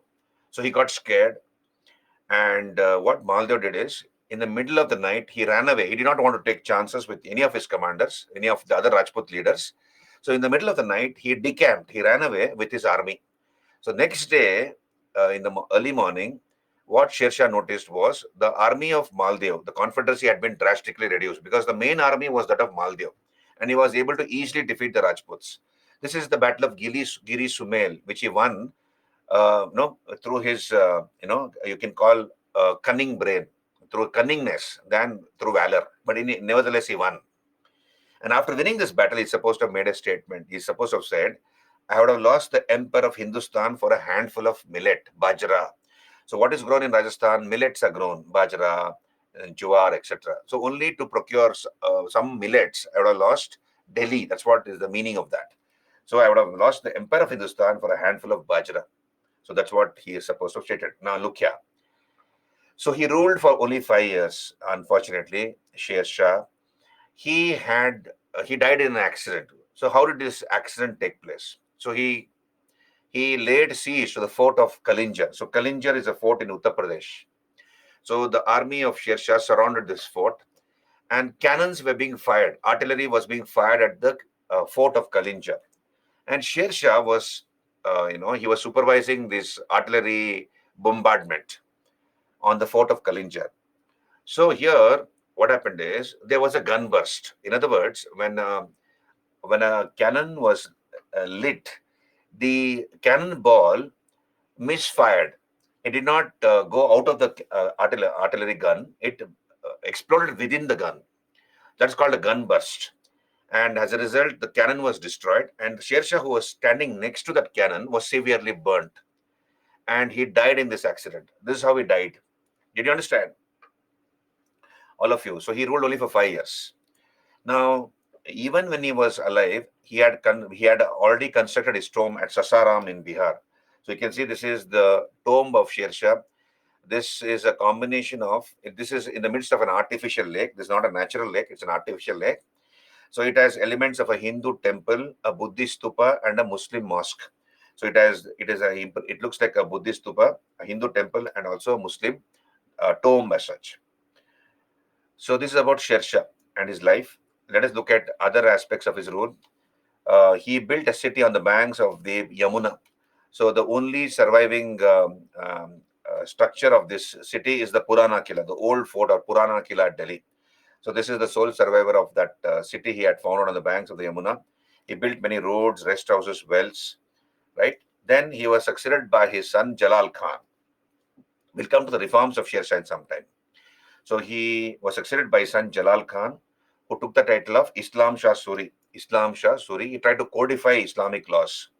That is, you have the Shariat or the Islamic law, which would be interpreted by the ulemas. So he wanted to codify it so that he can reduce the domination of the ulemas. But unfortunately, he failed to do that, and he died of fistula, piles and fistula. He died of fistula. This Jalal Khan or Islam Shah Suri. Then he was succeeded by another king, Muhammad Adil Shah. He was the fourth king of this dynasty, Muhammad Adil Shah. And Muhammad Adil Shah lost Delhi to his brother-in-law, Ibrahim Shah Suri. So Muhammad Adil Shah was defeated by his brother-in-law, Ibrahim Shah Suri. And Muhammad Adil Shah became the king of Bihar. And Muhammad Adil Shah's general was Hemu, who fought against Bairam Khan in the second battle of Panipat. So it was Hemu who who led the Afghan forces in the second battle of Panipat. So Hemu was the general of Muhammad Adil Shah Sur. The sixth and the last king of this dynasty was Sikandar Shah Sur. So Sikandar was able to reconquer Delhi from Ibrahim Shah Sur. And 15 years later, Humayun comes back. In the Battle of Sirhind, he defeated and killed Sikandar Shah Sur and ended the Suri dynasty and re-established the Mughal Empire. This is about the Surs. This is about the Suris. Now let us look at the reforms of Sher Shah. Now Sher Shah, is the person who copied the administrative reforms of the Delhi sultans, but he introduced centralization of administration. So he literally adopted the administration of the Delhi sultans, but he centralized administration. Now he made some experiments. Sher Shah made some experiments. For example, he appointed the office of a deputy subedar in Bengal. So there was a governor appointed in Bengal, subedar, and he also opened the office of a deputy subedar or a deputy governor. That experiment failed. Then similarly, he divided the Bengal province into four parts.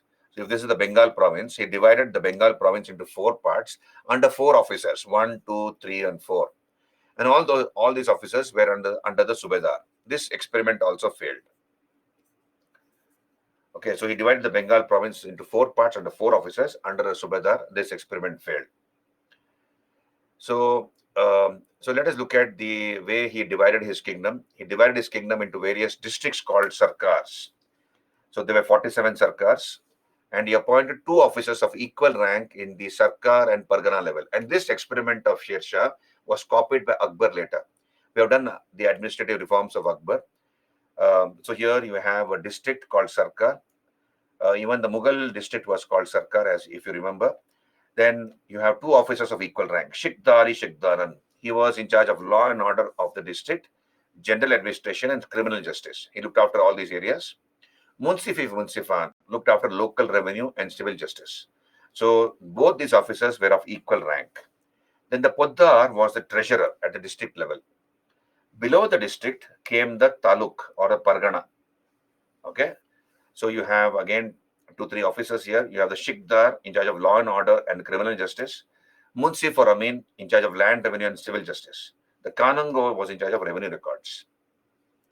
Then village was under a village headman, which was a hereditary office, and a Patwari was in charge here, assisted by an accountant called Khatri. So the accountant was called Khatri.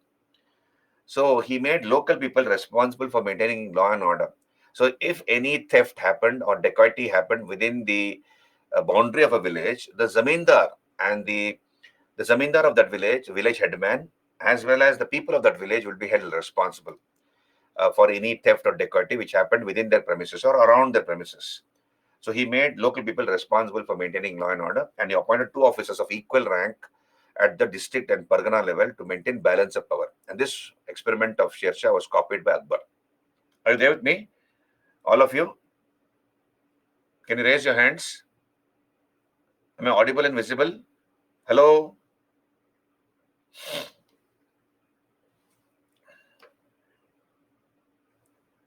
Right. Okay. Now, let us look at the revenue reforms of Sher Shah. Now, before I proceed, you need to understand one thing. On your screen, look here. Sher Shah is the first king in the history of India. Understand this? Sher Shah is the first king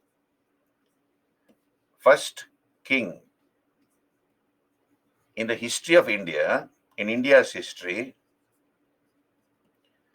to recognize an individual farmer as the owner of his plot of land. Now, understand this. Theoretically, from ancient times, theoretically, all land belonged to the king. So the king or the government is the owner of all the land. But in practice, whoever tilled the land was considered to be the owner of his plot of land. For example, let's say there's a farmer. Okay, let's say there's a farmer called A, and this farmer has 1 acre of land. Now, all land belongs to the king in theory, but in practice, whoever tilled that land, whoever worked on that land was considered to be the owner of that plot of land. So in this case, this farmer was called A, is the owner of this 1 acre of land. But there is no supporting document in the hands of that farmer. There's no paper in his hand which says that he is the owner of that plot of land. His forefathers had been working on that land, and that land has come to him, and he's been working on that land. But there's no document, a valid document which says that he is the owner of that plot of land. It was Sher Shah who made the document available to an individual farmer. Understand this. That's why I said he is considered to be the first king in the history of India to recognize an individual farmer as the owner of his plot of land. Now look here. The government of Sher Shah gave a title deed or a patta to the farmer. Patta means what? Title deed. This is called title deed. Patta, title deed. So what is there in this patta? It's a document. Understand this? This is a piece of document. Imagine this is the document given by the government. And in this document, it is mentioned that so and so, for example, A is the owner of this plot of land. And the measurement of the land is also mentioned. What is the measure of the land? It's 1 acre, bounded by a river on the north, a temple on the east, somebody else's land on the west, etc. So the measure of the land is also mentioned, and what is the type of crop grown. All these were mentioned. So the government of Sher Shah gave a patta or a title deed to that farmer. And the farmer, once he was recognized as the owner of that plot of land, also had an obligation before the government, before him. So the farmer in turn signed a document called Kabuliyat. Kabuliyat. What is this Kabuliyat? This is an acceptance deed. This is called an acceptance deed.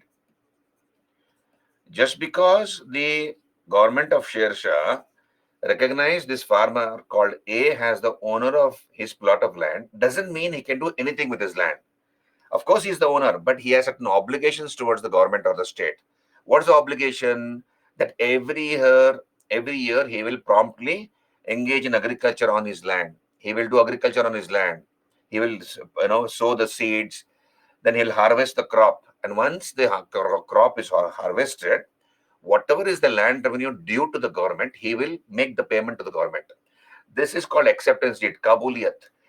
Just because the government has recognized a particular farmer as the owner of his plot of land doesn't mean he can take rest and enjoy his life. He has certain obligations towards the state. So this is what Sher Shah's government did. And this system later came to be called as the Rayatwari system under the British. This came to be called the Rayatwari system or the Rayatwari Bandobast system under the British, where the farmer was made responsible for the payment of land revenue directly, right? And he was recognized as the owner of his plot of land. That became the Rayatwari system later under the British. Are you there with me? So this is something like, you have nowadays the what do you call, even in all parts of India we have the RTC copy. RTC copy. What is this RTC copy? So if you're a landlord, you own a piece of land, agricultural land. RTC copy is given to you. That is, what is this RTC? This is rights of tenancy and crops. So who is the owner of that plot of land? So land owner, right of ownership, tenancy, whether the owner himself is cultivating the land or he has given it to a tenant, and what is the crop grown. This is called RTC copy, right? Something like that was given to the government by the government of Sher Shah to the farmer. Did you understand? Hello? Okay, now, so he's the first king in the history of India to recognize an individual farmer as the owner of his plot of land. Now let us look at other aspects of his experiments in the revenue field. So you have land revenue was collected after assessing and measuring the land. And what was the instrument used to measure the land during the period of Sher Shah? The Gaz-i-Sikandari. Sikandar's Gaz. Sikandar Lodi had introduced a measuring yard. Okay, that is called Gaz-i-Sikandari. It was of a length of 33 inches or 41 angula. 41 angula in length or 33 inches in length. So that was the measuring yard to measure the land. Then Sher Shah's government divided the land into 3 parts on the basis of its fertility.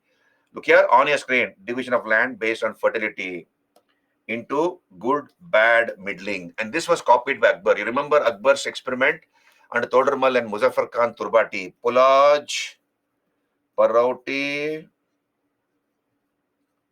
Chachar, and Banjar. So under Akbar, there were 4 types of land on the basis of fertility. Here, Sher Shah had divided the land into 3 parts: good, bad, middling. Good land, bad land, and middling, somewhere in between the good and the bad. Then the average produce from three types of land was fixed. That's called Rai. Average produce from all these three types of land was fixed, and one third of the average produce was fixed as a land revenue. So this Rai system was later copied by Akbar. You remember I had told you this when I did revenue reforms of Akbar. So so the average produce of crops in the last 10 years. What are the various crops grown in the last 10 years? And the average prices of those crops in the last 10 years was calculated. And one third of the average produce fixed in rupees per bigha was fixed as a land revenue. Same thing was copied by Akbar from Sher Shah. So average produce from three types of land was fixed, and one third of the average produce per bigha was fixed as a land revenue. And that's called Rai system, which was adopted or copied by Akbar. Are you there with me? Did you understand that part? Hello? Did you understand that part? Did you raise your hands? Clear? Okay, good, very good. Then, I already told you this, each farmer was given a patta, that is a title deed. It recognized that farmer has the owner of that land, what is the area sown, types of crops cultivated, revenue share, etc. What was the amount of revenue he was supposed to pay. And he in turn gave a kabuliyat, acceptance deed. He has certain obligations towards the government. Then look at the foresight of Sher Shah. He collected a famine relief fund. No, rains might fail. No, for a few years, rains are coming normally, but suddenly there might be a change of weather and the rains might fail. And the government will be in trouble. The farmers will be in trouble. So, taking that into consideration, what did Sher Shah's government do? It collected a famine relief cess, 2.5% per bigha. This is for famine relief fund. So, tax of 2.5% shares per bigha was collected as famine relief fund. So the grain is all stored in the godowns, right? In the granaries. And in case there's a calamity or natural calamity like a famine or a drought, then the government of Sher Shah will release or ration the food grains. So nobody will be in trouble. So this is the foresight of Sher Shah. Then he also collected a surveyor's fee. So the revenue officials will come. So this is a piece of land, okay? Let's say this is a piece of land owned by a person called A. They will make a survey of that land. They will survey the land, measure the land, okay? So therefore, the surveyor was to be given a certain amount of money or a cess. That's called jaribana, survey charge of 2.5%. Jaribana.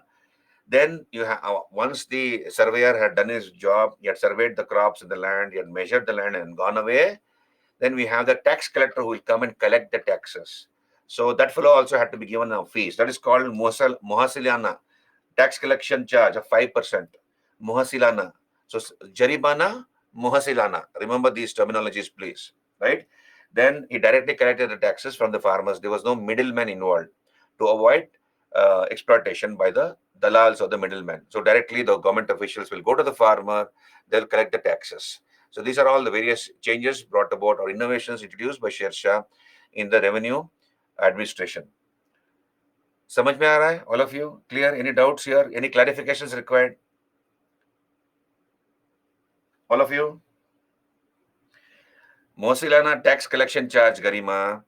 Once the assessment was done and the land was assessed and measured by the surveyor, the tax collector will come and collect the taxes. So for him to come and collect the taxes, he was given a cess of 5%.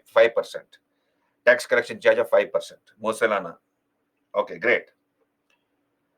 Then I have made a chart here for your convenience. You can see here on your screen, Rai or Ray is the crop rate. Muhasilana, tax collector's fees. Jaribana, surveyor's fees. Patta was the title deed. Kabuliyat, deed of agreement. Then Sher Shah had a standing army. He stopped tribal levies. He had his own army, introduced Dog, revived the Dog and Chahara system. And as you all know, Dog and Chahara were introduced by Alauddin Khalji. Branding of horses and Chahara, descriptive role of soldiers. Then he set up cantonment and he had important economic and military centers. He established caravanserais, that is rest houses, every 8 kilometers, 2 kos. And these later developed into kasbas or market towns. And they also acted as stage posts for the courier services. These sarais acted as stages for the courier service.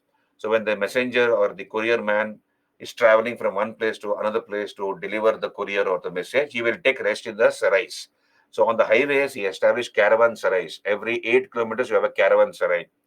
Those days you had no hotels and lodges for weary travelers to take rest, recuperate, their energies, etc., and then continue their journey. So established caravanserais. They later grew into market towns, kasbas.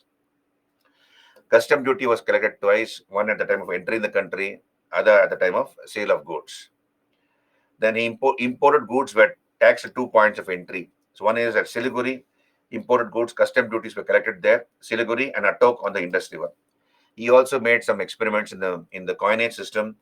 Gold coins were called muhar, 169 grains. Silver coin became rupiah and later called rupees. So whatever rupees we are using now is Sher Shah's rupees.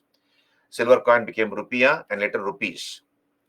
Copper coin was called dam.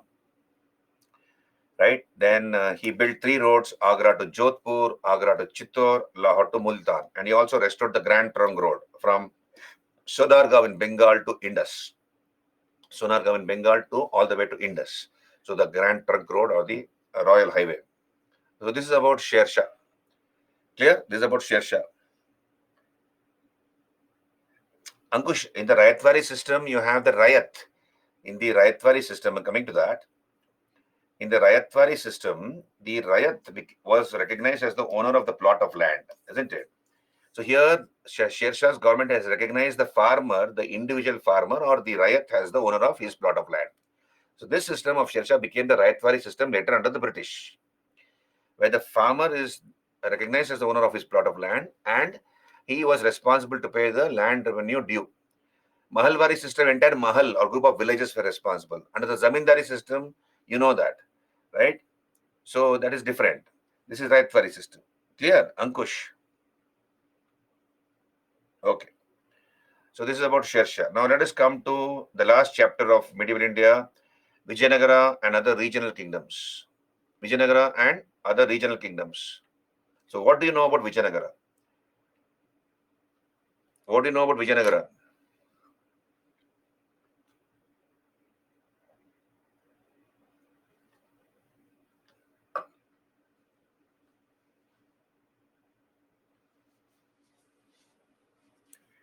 Why Aurangzeb did not go back to the north? Tell in one line. He wanted to exterminate, uproot the Marathas root and branch. So till he was able to do that, he did not want to go back to the north. He got caught in the south literally because he was busy fighting against the Marathas. And that resulted in his death also. He died a frustrated man. Okay, Harihara and Bukka, Krishnadevaraya, um, Tenanarama, Krishnadevaraya, okay, Brajni, strong kingdom in deep south. Ankush says Krishnadevaraya is the greatest written in Babarnama. Battle of Rakshas Tandini. Okay, Sakshi, good effort. We'll talk about it. It's Rakkasa Tangadagi. Rakkasa Tangadagi. Brajneet, greatest of the Vijayanagar kings was Krishnadevaraya. What is Sakshi? What is 1707? Sakshi, 1707, Aurangzeb died. Virupaksha temple. Okay, Virupaksha temple is found in Hampe. It was built by the Vijayanagar kings. Okay, what else? What else? Okay, you know quite a lot of it, all of you. Let's talk about it. Vijayanagara, Vijayanagara kingdom, Vijayanagara empire. So let's talk about it.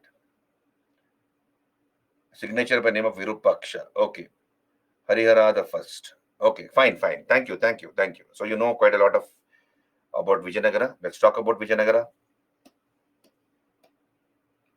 So who was the Delhi Sultan when Vijayanagara was established? Hello?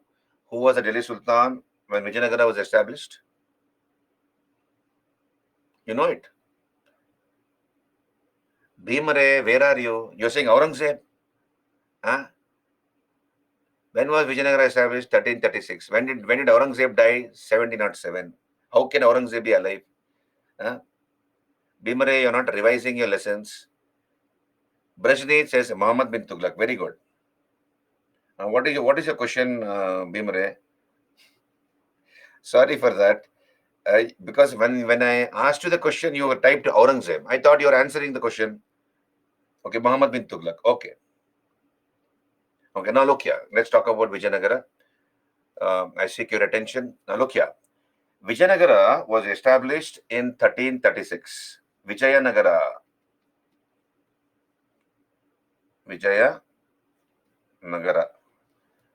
It was established in the year 1336 by two brothers, Harihara and Bukka. And this kingdom lasted till 1648. It lasted till 1648. And four dynasties ruled Vijayanagara. Sangama, understand this, Sangama dynasty. Sangama,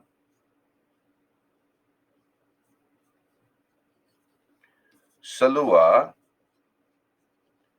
Tuluva, and Aravidu dynasties.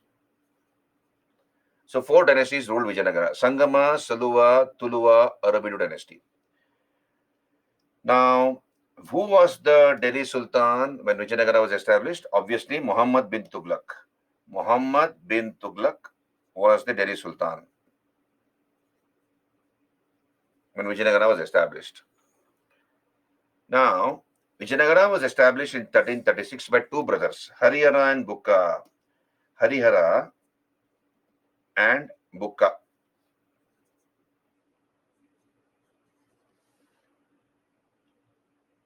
Right? Now, in the vicinity of Vijayanagara, in the area around Vijayanagara, another kingdom was established almost at the same time. And this was the Bahmani kingdom. Understand this. This was the Bahmani kingdom. This was the Bahmani kingdom. So when was the Bahmani kingdom established? 1347. 1347, Bahmani kingdom was established.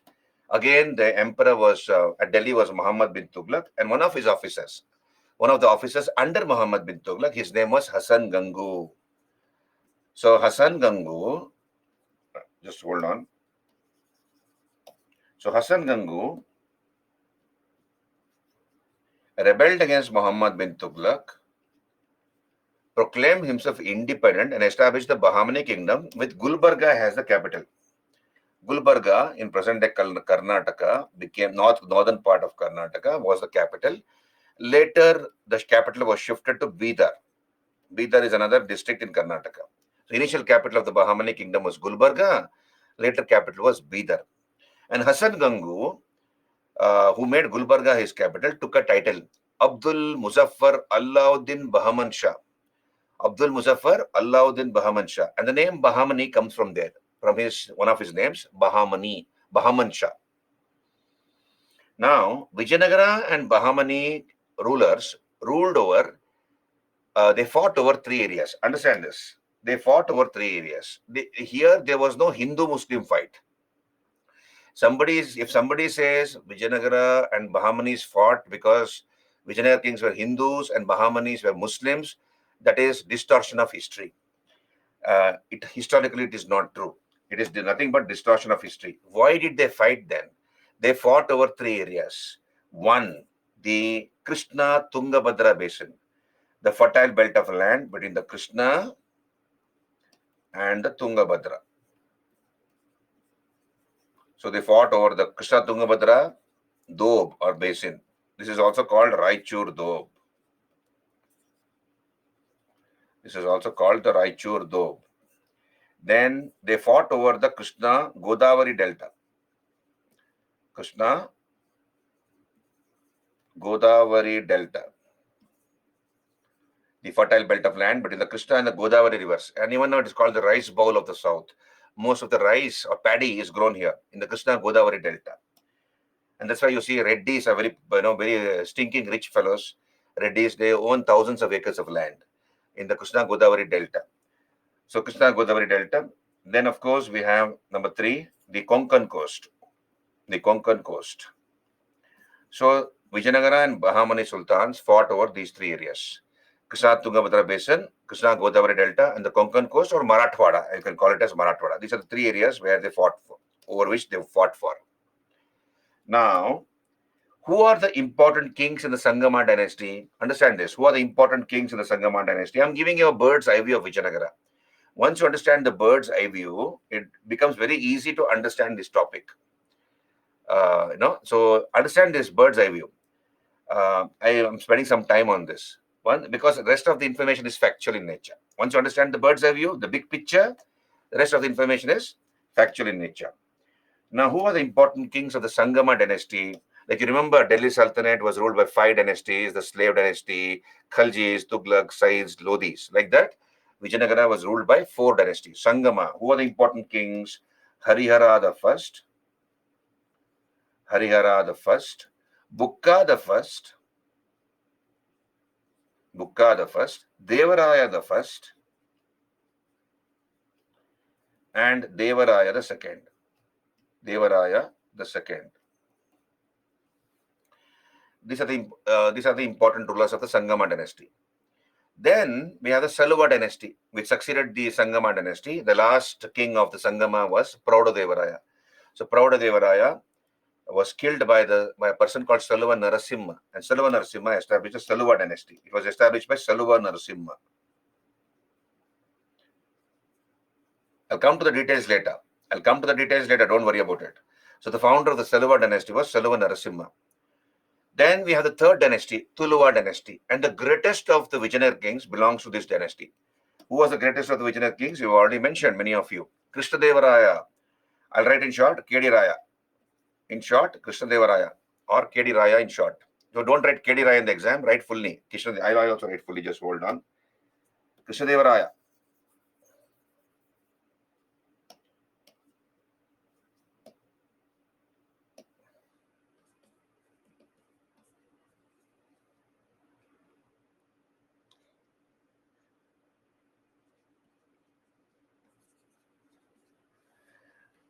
So he was the greatest of the Vijayanagara kings. He belonged to the Tuluva dynasty.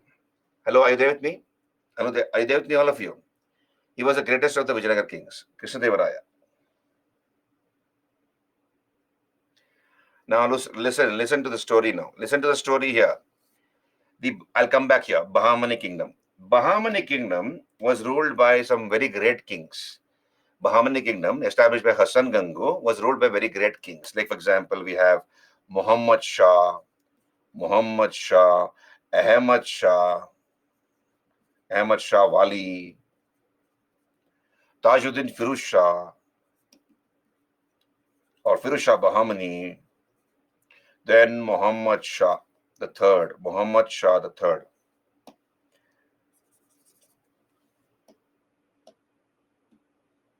Muhammad Shah the third. So these are some of the great rulers of the Bahamani kingdom, and they fought against Vijayanagar rulers. The Bahamani sultans. Now look here. When Muhammad Shah the king, when Muhammad Shah the third was ruling the Bahamani kingdom, there was a minister under him.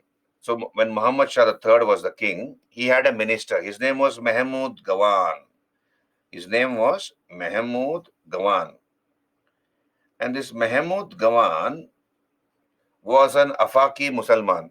That is, he was a foreigner. So foreigners were called Afakis. So he was from West Asia, somewhere in West Asia, Iraq, Iran. So he had come all the way to South India, and he had been appointed as the minister, as the prime minister, by Muhammad Shah III. And this man, Mahmud Gawan, served the Sultan Muhammad Shah III loyally for 20 years. He was the prime minister of Muhammad Shah III, and he had served him loyally for 20 years. Now, the Deccani Muslims were very, very jealous of him. Local Musalmans, the local converts, the Deccani nobles, they were very jealous of this foreigner called Mahmud Gawan, and they were conspiring against him. They wanted to create a wedge between the Emperor Muhammad Shah III and his Prime Minister Mahmud Gawan, and they were constantly conspiring against Mahmud Gawan, who was very, very popular and very close to the emperor. Now, and many of the attempts of the Deccani nobles had failed. But then ultimately they succeeded to create a wedge. What happened? I'll tell you. One day, the Sultan Muhammad Shah III was fully drunk. He was fully drunk, this Muhammad Shah III. These Deccani nobles wrote a letter. They wrote a letter as if written by Mahmud Gawan, inviting the king of Orissa to attack the Bahamani kingdom. And if the king of Orissa attacks the Bahamani kingdom, Mahmud Gawan is going to support the Orissa king against his own sultan. That's what they wrote a letter. I repeat, the Deccanese nobles wrote a letter as if written by Mahmud Gawan, inviting the king of Orissa to attack the Bahmani kingdom. And if the king of Orissa attacks the Bahmani kingdom, Mahmud Gawan is going to support the Orissa king against his own sultan. So they forced the signature of Mahmud Gawan, put his seal, and then they showed that letter to the Sultan Muhammad Shah III, who was fully drunk. And Sultan Muhammad Shah III lost his judgment. He was fully drunk, he lost his judgment. And in that, alcoholic mind, in that intoxicated mind, Muhammad Shah III ordered the execution of Mahmud Gawan. He ordered his execution, and immediately Mahmud Gawan was executed. Somebody who had served the Sultan loyally for 20 years. Now, so the Deccani nobles managed to eliminate Mahmud Gawan. Once Muhammad Shah's alcoholic effect came down and he became normal or close to normal, he realized the mistake he had made. He had committed a big blunder. He had ordered the execution of his own loyal prime minister. And the Sultan began to lament. His heart was burning within. And within a year, this Muhammad Shah III died. It was a big heartache for him. He was feeling very guilty, and he died within a year. And this sounded the death knell of the Bahmani kingdom. This was a huge empire till then. But then, once Muhammad Shah III died, within a few years, the Bahmani empire disintegrated, and one became five. You understand this? Bahmani empire was a huge empire. I'll use another page. So we have five splinter states which were born out of this Bahmani kingdom. So Bahmani empire got divided into five parts. We have Bijapur, Golconda, Ahmednagar,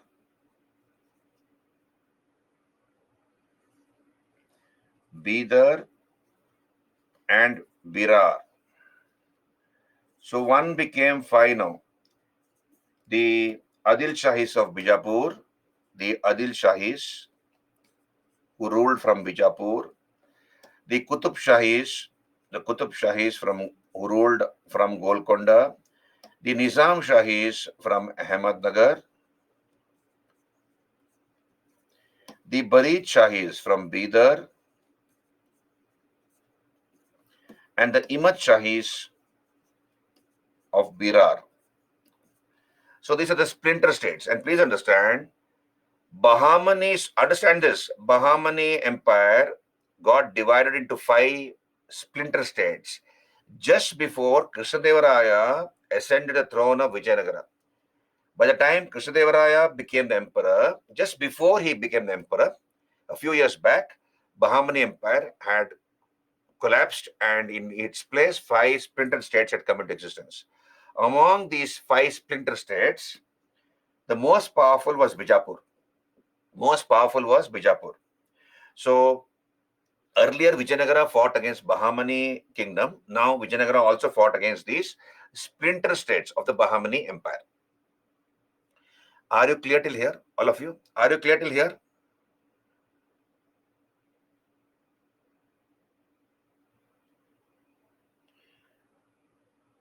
Okay, good. Now look here. Now again, focus. Now look here. Who was the greatest of the Vijayanagar kings? Krishnadevaraya, Sri Krishnadevaraya. He was the greatest of the Vijayanagar kings. He belonged to the Tuluva dynasty. What are these three areas? These three areas are the areas over which these two kingdoms fought. Vijayanagara and Bahmani sultans fought over these three areas. Krishna Tungabhadra Basin, Krishna Godavari Delta, and the Konkan coast, Garima. Now look here. The greatest of the Vijayanagar kings was Krishnadevaraya. What was the reign period of Krishnadevaraya? He ruled between 1509 and 1529. He ruled for 20 years and he died in 1529. Krishnadevaraya died in 1529. What happened to what happened to Vijayanagara after the death of Krishnadevaraya? Understand this. So 1529, Krishnadevaraya died. I'll write KD Raya. KD Raya died in 1529. Now, Krishnadevaraya did not have any sons. He had a daughter. Her name was Tirumalamba. Her name was what? Tirumalamba. Tirumalamba.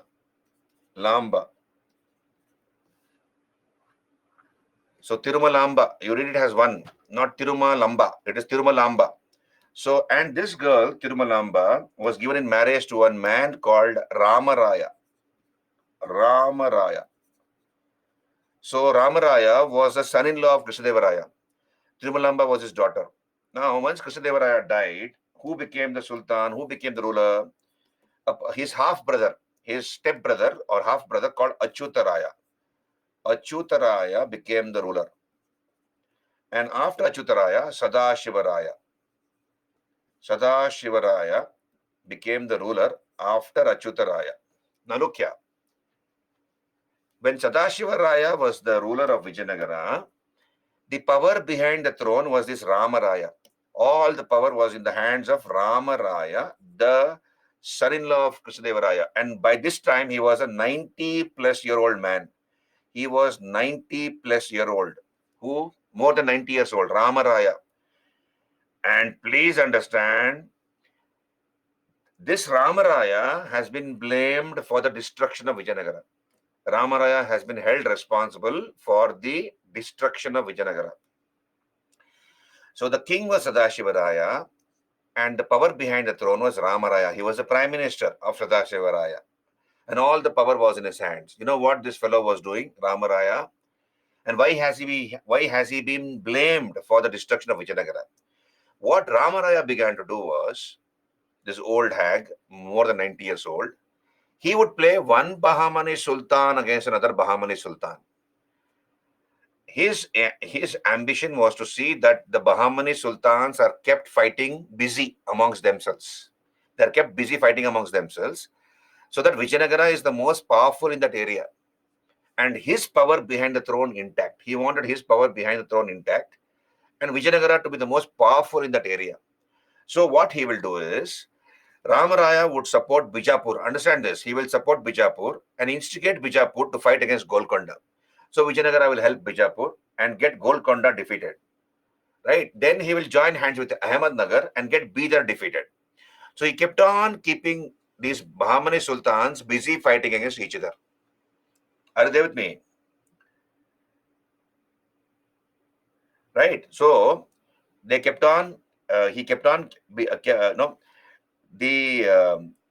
so Bhimare, I'll come to that. The capital of Bahmani Sultanate was shifted from Gulbarga to Bidar. So Bidar became the capital later. Okay, now come back here. Now, this Ahmad, so they were always kept busy fighting against each other by this Ramaraya. Now, this Ahmadnagar Sultan had two daughters, two beautiful daughters. Now, what happened is, one daughter was given in marriage to the Bijapur Sultan. One daughter was given in marriage to the Bijapur Sultan. Another daughter was given in marriage to the Golconda Sultan. So earlier they were friends. Now they became relations, family relations. And everything was discussed, freely and openly within the family. And these sultans came to know that all this misunderstanding and conflict which had occurred earlier amongst them, the person responsible for this was Ramaraya. He was the one who had played one against each other. So they got very angry. Out of these five sultans, four of them joined together. Okay, four of them joined together. You have the Golconda Sultan who brought a grand alliance. Ibrahim Qutub Shah, he made an alliance. So out of five sultans, four of them joined together and they combined their armies. Then happened the joint attack on Vijayanagara. This is the Battle of Talikota, 1565. The Battle of Talikota,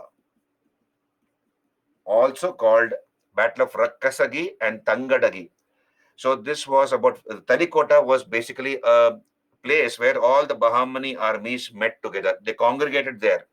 And from Talikota, they moved towards the battlefield between two villages. So this battlefield was between two villages, Rakkasagi and Tangadagi.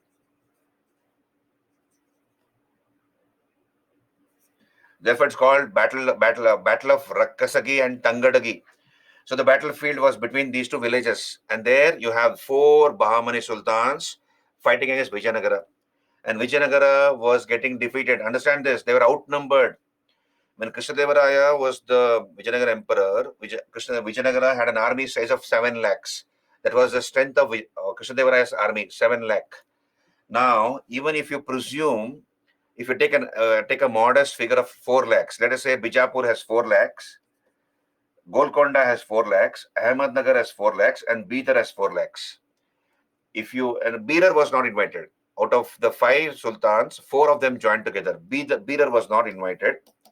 So 4 of them joined together. So imagine 16 lakh soldiers fighting against Vijayanagara army size of 7 lakhs. So Vijayanagara was outnumbered, right? And then you have Ramaraya was beheaded on the battlefield. His head was cut off.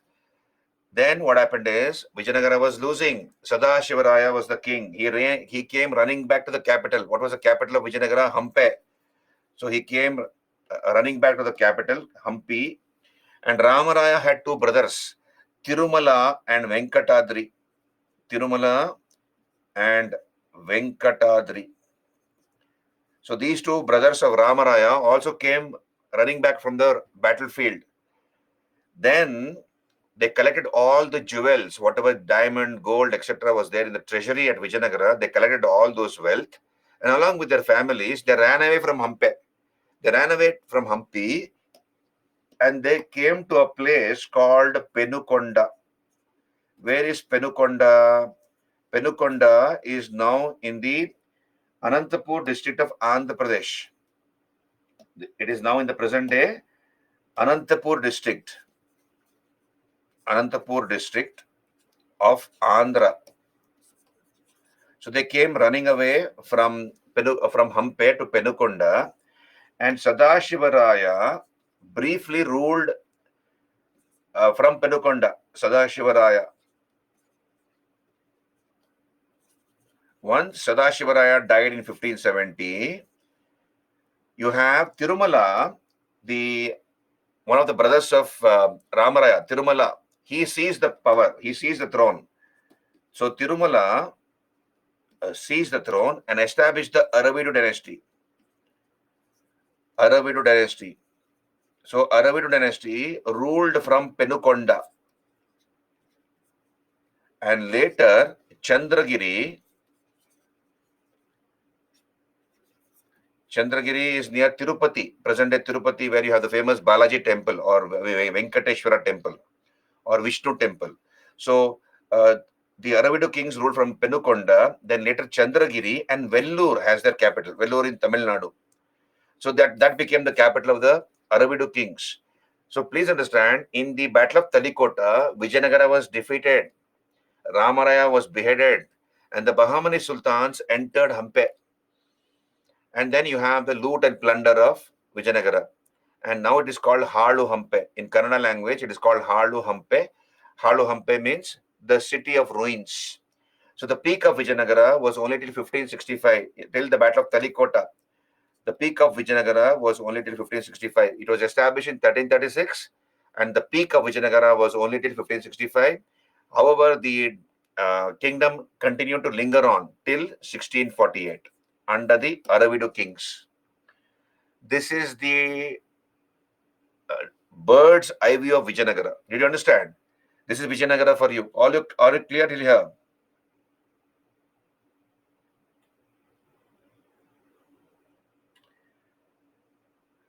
Clear? Can you raise your hands? Now, I have some more things to tell you. Just hold on, Mega. Now look here. Now let me come to the suspense here. What is the suspense? Suspense is this. Look here. Nobody knew about Vijayanagara. I repeat, nobody knew about Vijayanagara till the year 1900. Till the year 1900, nobody knew about Vijayanagara. Then how did we come to know about Vijayanagara, the kingdom of Vijayanagara? We have a British historian called Robert Sewell. Understand this? Robert Sewell. Robert Sewell writes a book. Now, when Vijayanagara was existing, you have a number of travelers who came visiting Vijayanagara. Ibn Battuta was the first foreign traveler to come to Vijayanagara. You remember Ibn Battuta came to the court of Muhammad bin Tughlaq. Muhammad bin Tughlaq appointed him as the Qazi of Delhi. Later, he got him arrested for 10 years and put him in prison. And later asked Ibn Battuta to go to China as his ambassador. So then he was released from prison and he agreed to go to China as the ambassador of Muhammad bin Tughlaq. So in that context, while going to China, he decided to go by the sea route via Sri Lanka, Indonesia, Malaysia, and then China. So he came to South India and he was the first foreign traveler to visit Vijayanagara, Ibn Battuta. We'll come to the foreign travelers later. So a number of foreign travelers visited Vijayanagara in its heydays when Vijayanagara was existing. Ibn Battuta, Fernão Nunes, Nikitin, he was a Russian horse merchant. Then Duarte Eduardo Barbosa, a Portuguese. Then Domingo Paz, again a Portuguese. So then Abdul Razak from Persia, Iran. So all these scholars from various countries visited Vijayanagara, and in their language, in Portuguese language, in Russian language, in Arabic language, etc. These travelers highlight the socio-economic and political conditions of Vijayanagara, how rich this kingdom was, about the society, about the economy, about the king, etc. Now we have two travelogues which was collected by Robert Sewell, the travelogues of Domingo Paz and Fernão Nunes. So Domingo Paz was from Portugal. He came to Vijayanagara during the period of Krishnadevaraya. And Fernão Nunes was again from Portugal. Fernão Nunes. So these two people had written their travelogues, experiences when they had visited Vijayanagara. So Robert Sewell collected the travelogues of these two travelers. Then he read those travelogues and he translated them into English language. Robert Sewell. And in the year 1900, he writes a book. He releases a book, The Forgotten Empire.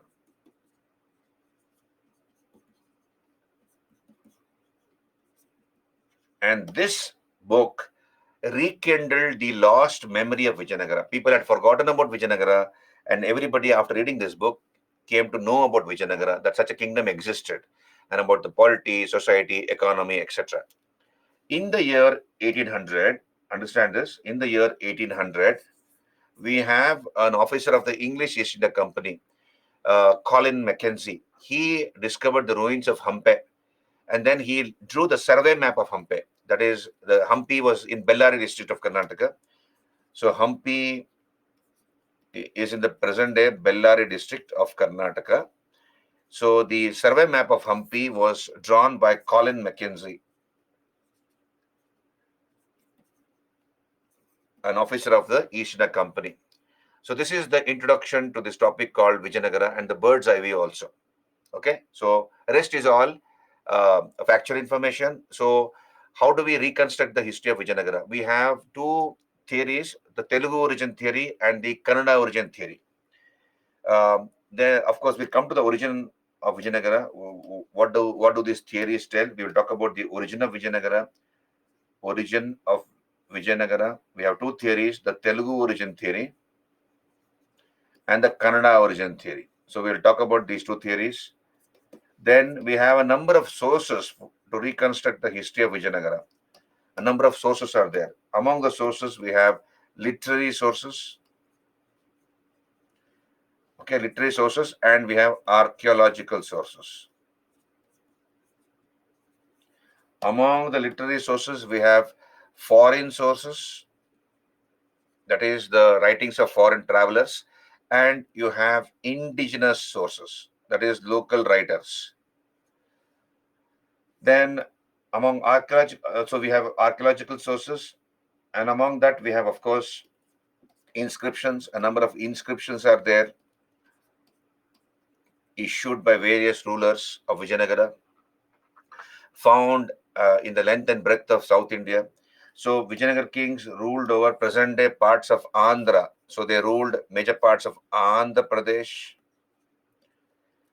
They ruled over major parts of Andhra Pradesh, present-day Andhra Pradesh, Karnataka, and Tamil Nadu.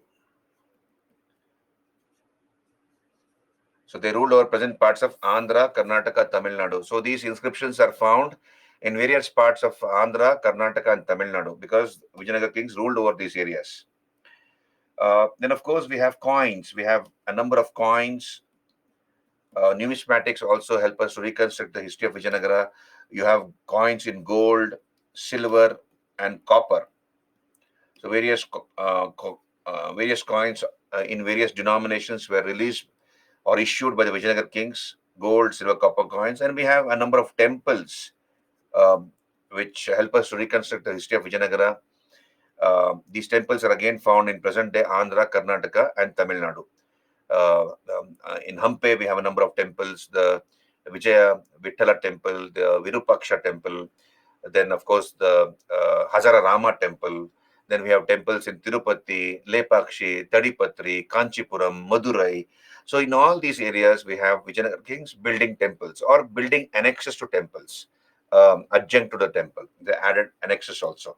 So we have various sources of information to reconstruct the history of Vijayanagara, right? Literary sources, archaeological sources, inscriptions, coins, and of course, temples, which they built. So this is about Vijayanagara. Let's talk about the origin. I think I have only time for that. Do you have any webinar today? I don't think you have a webinar.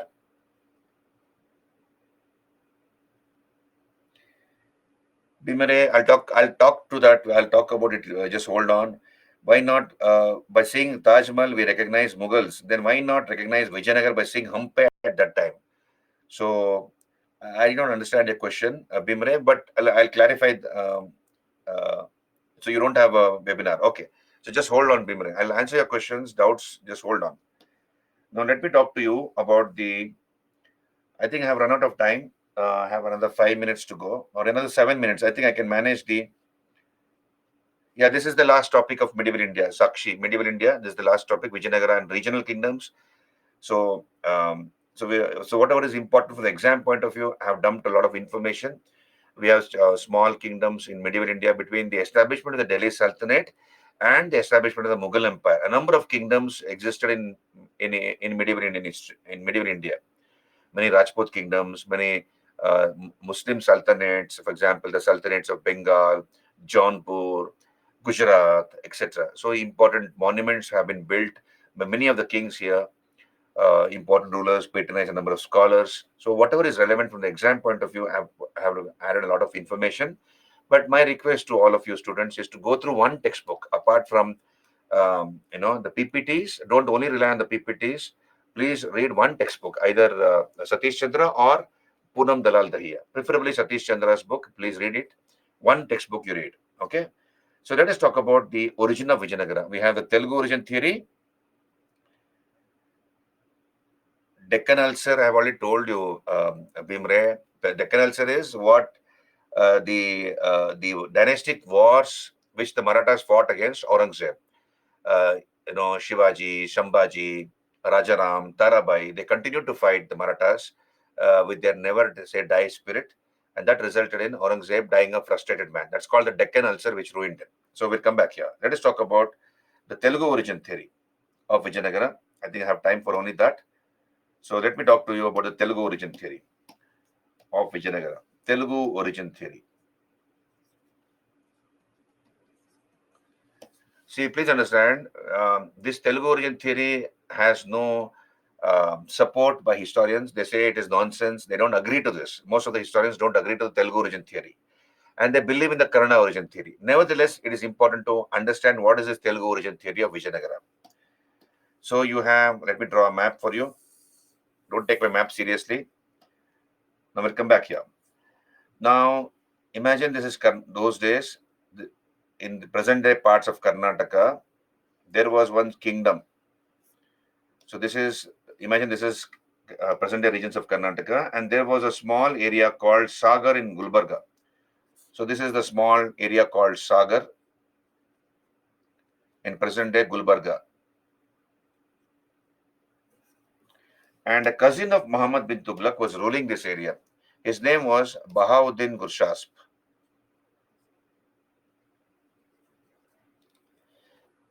Bahauddin Gurshasp.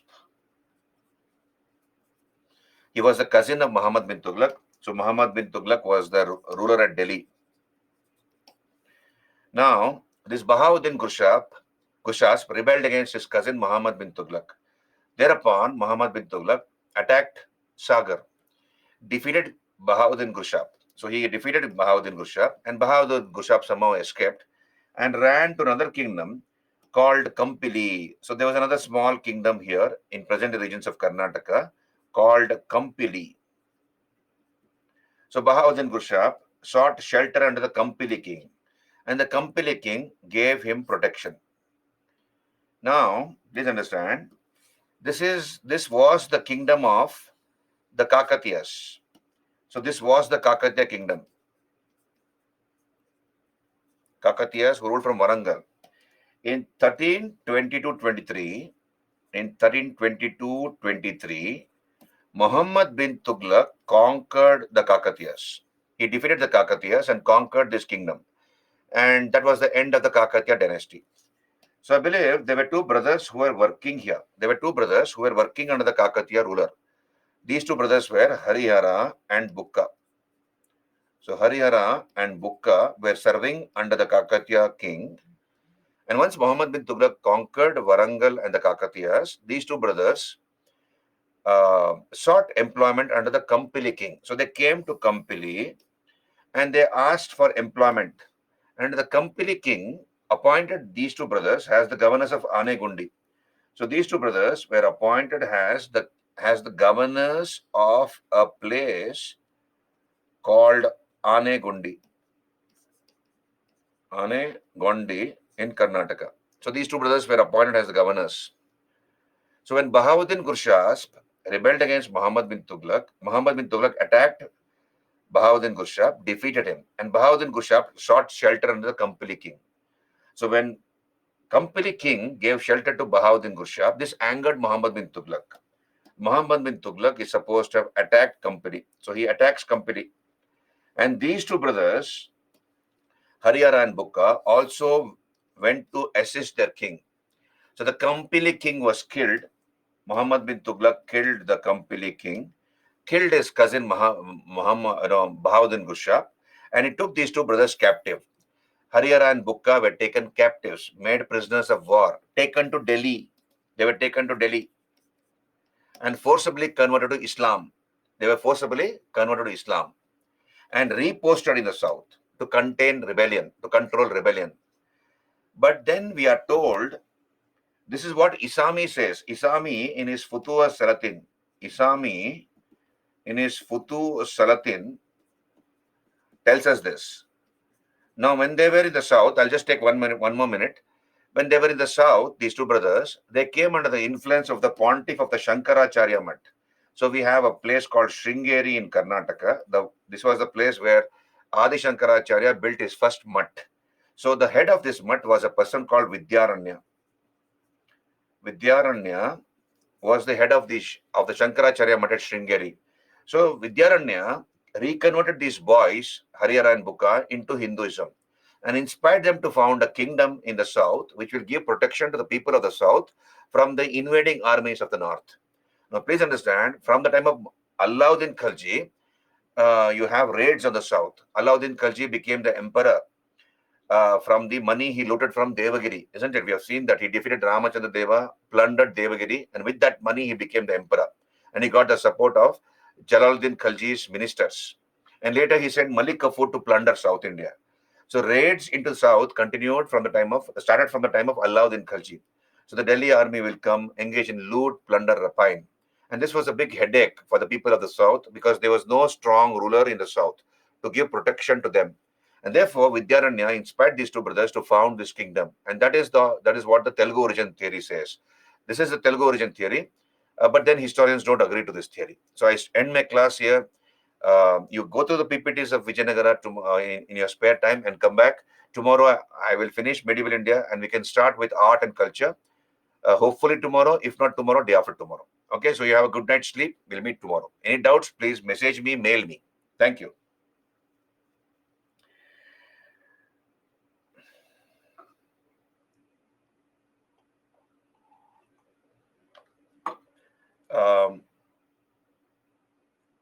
I forget the name of the capital.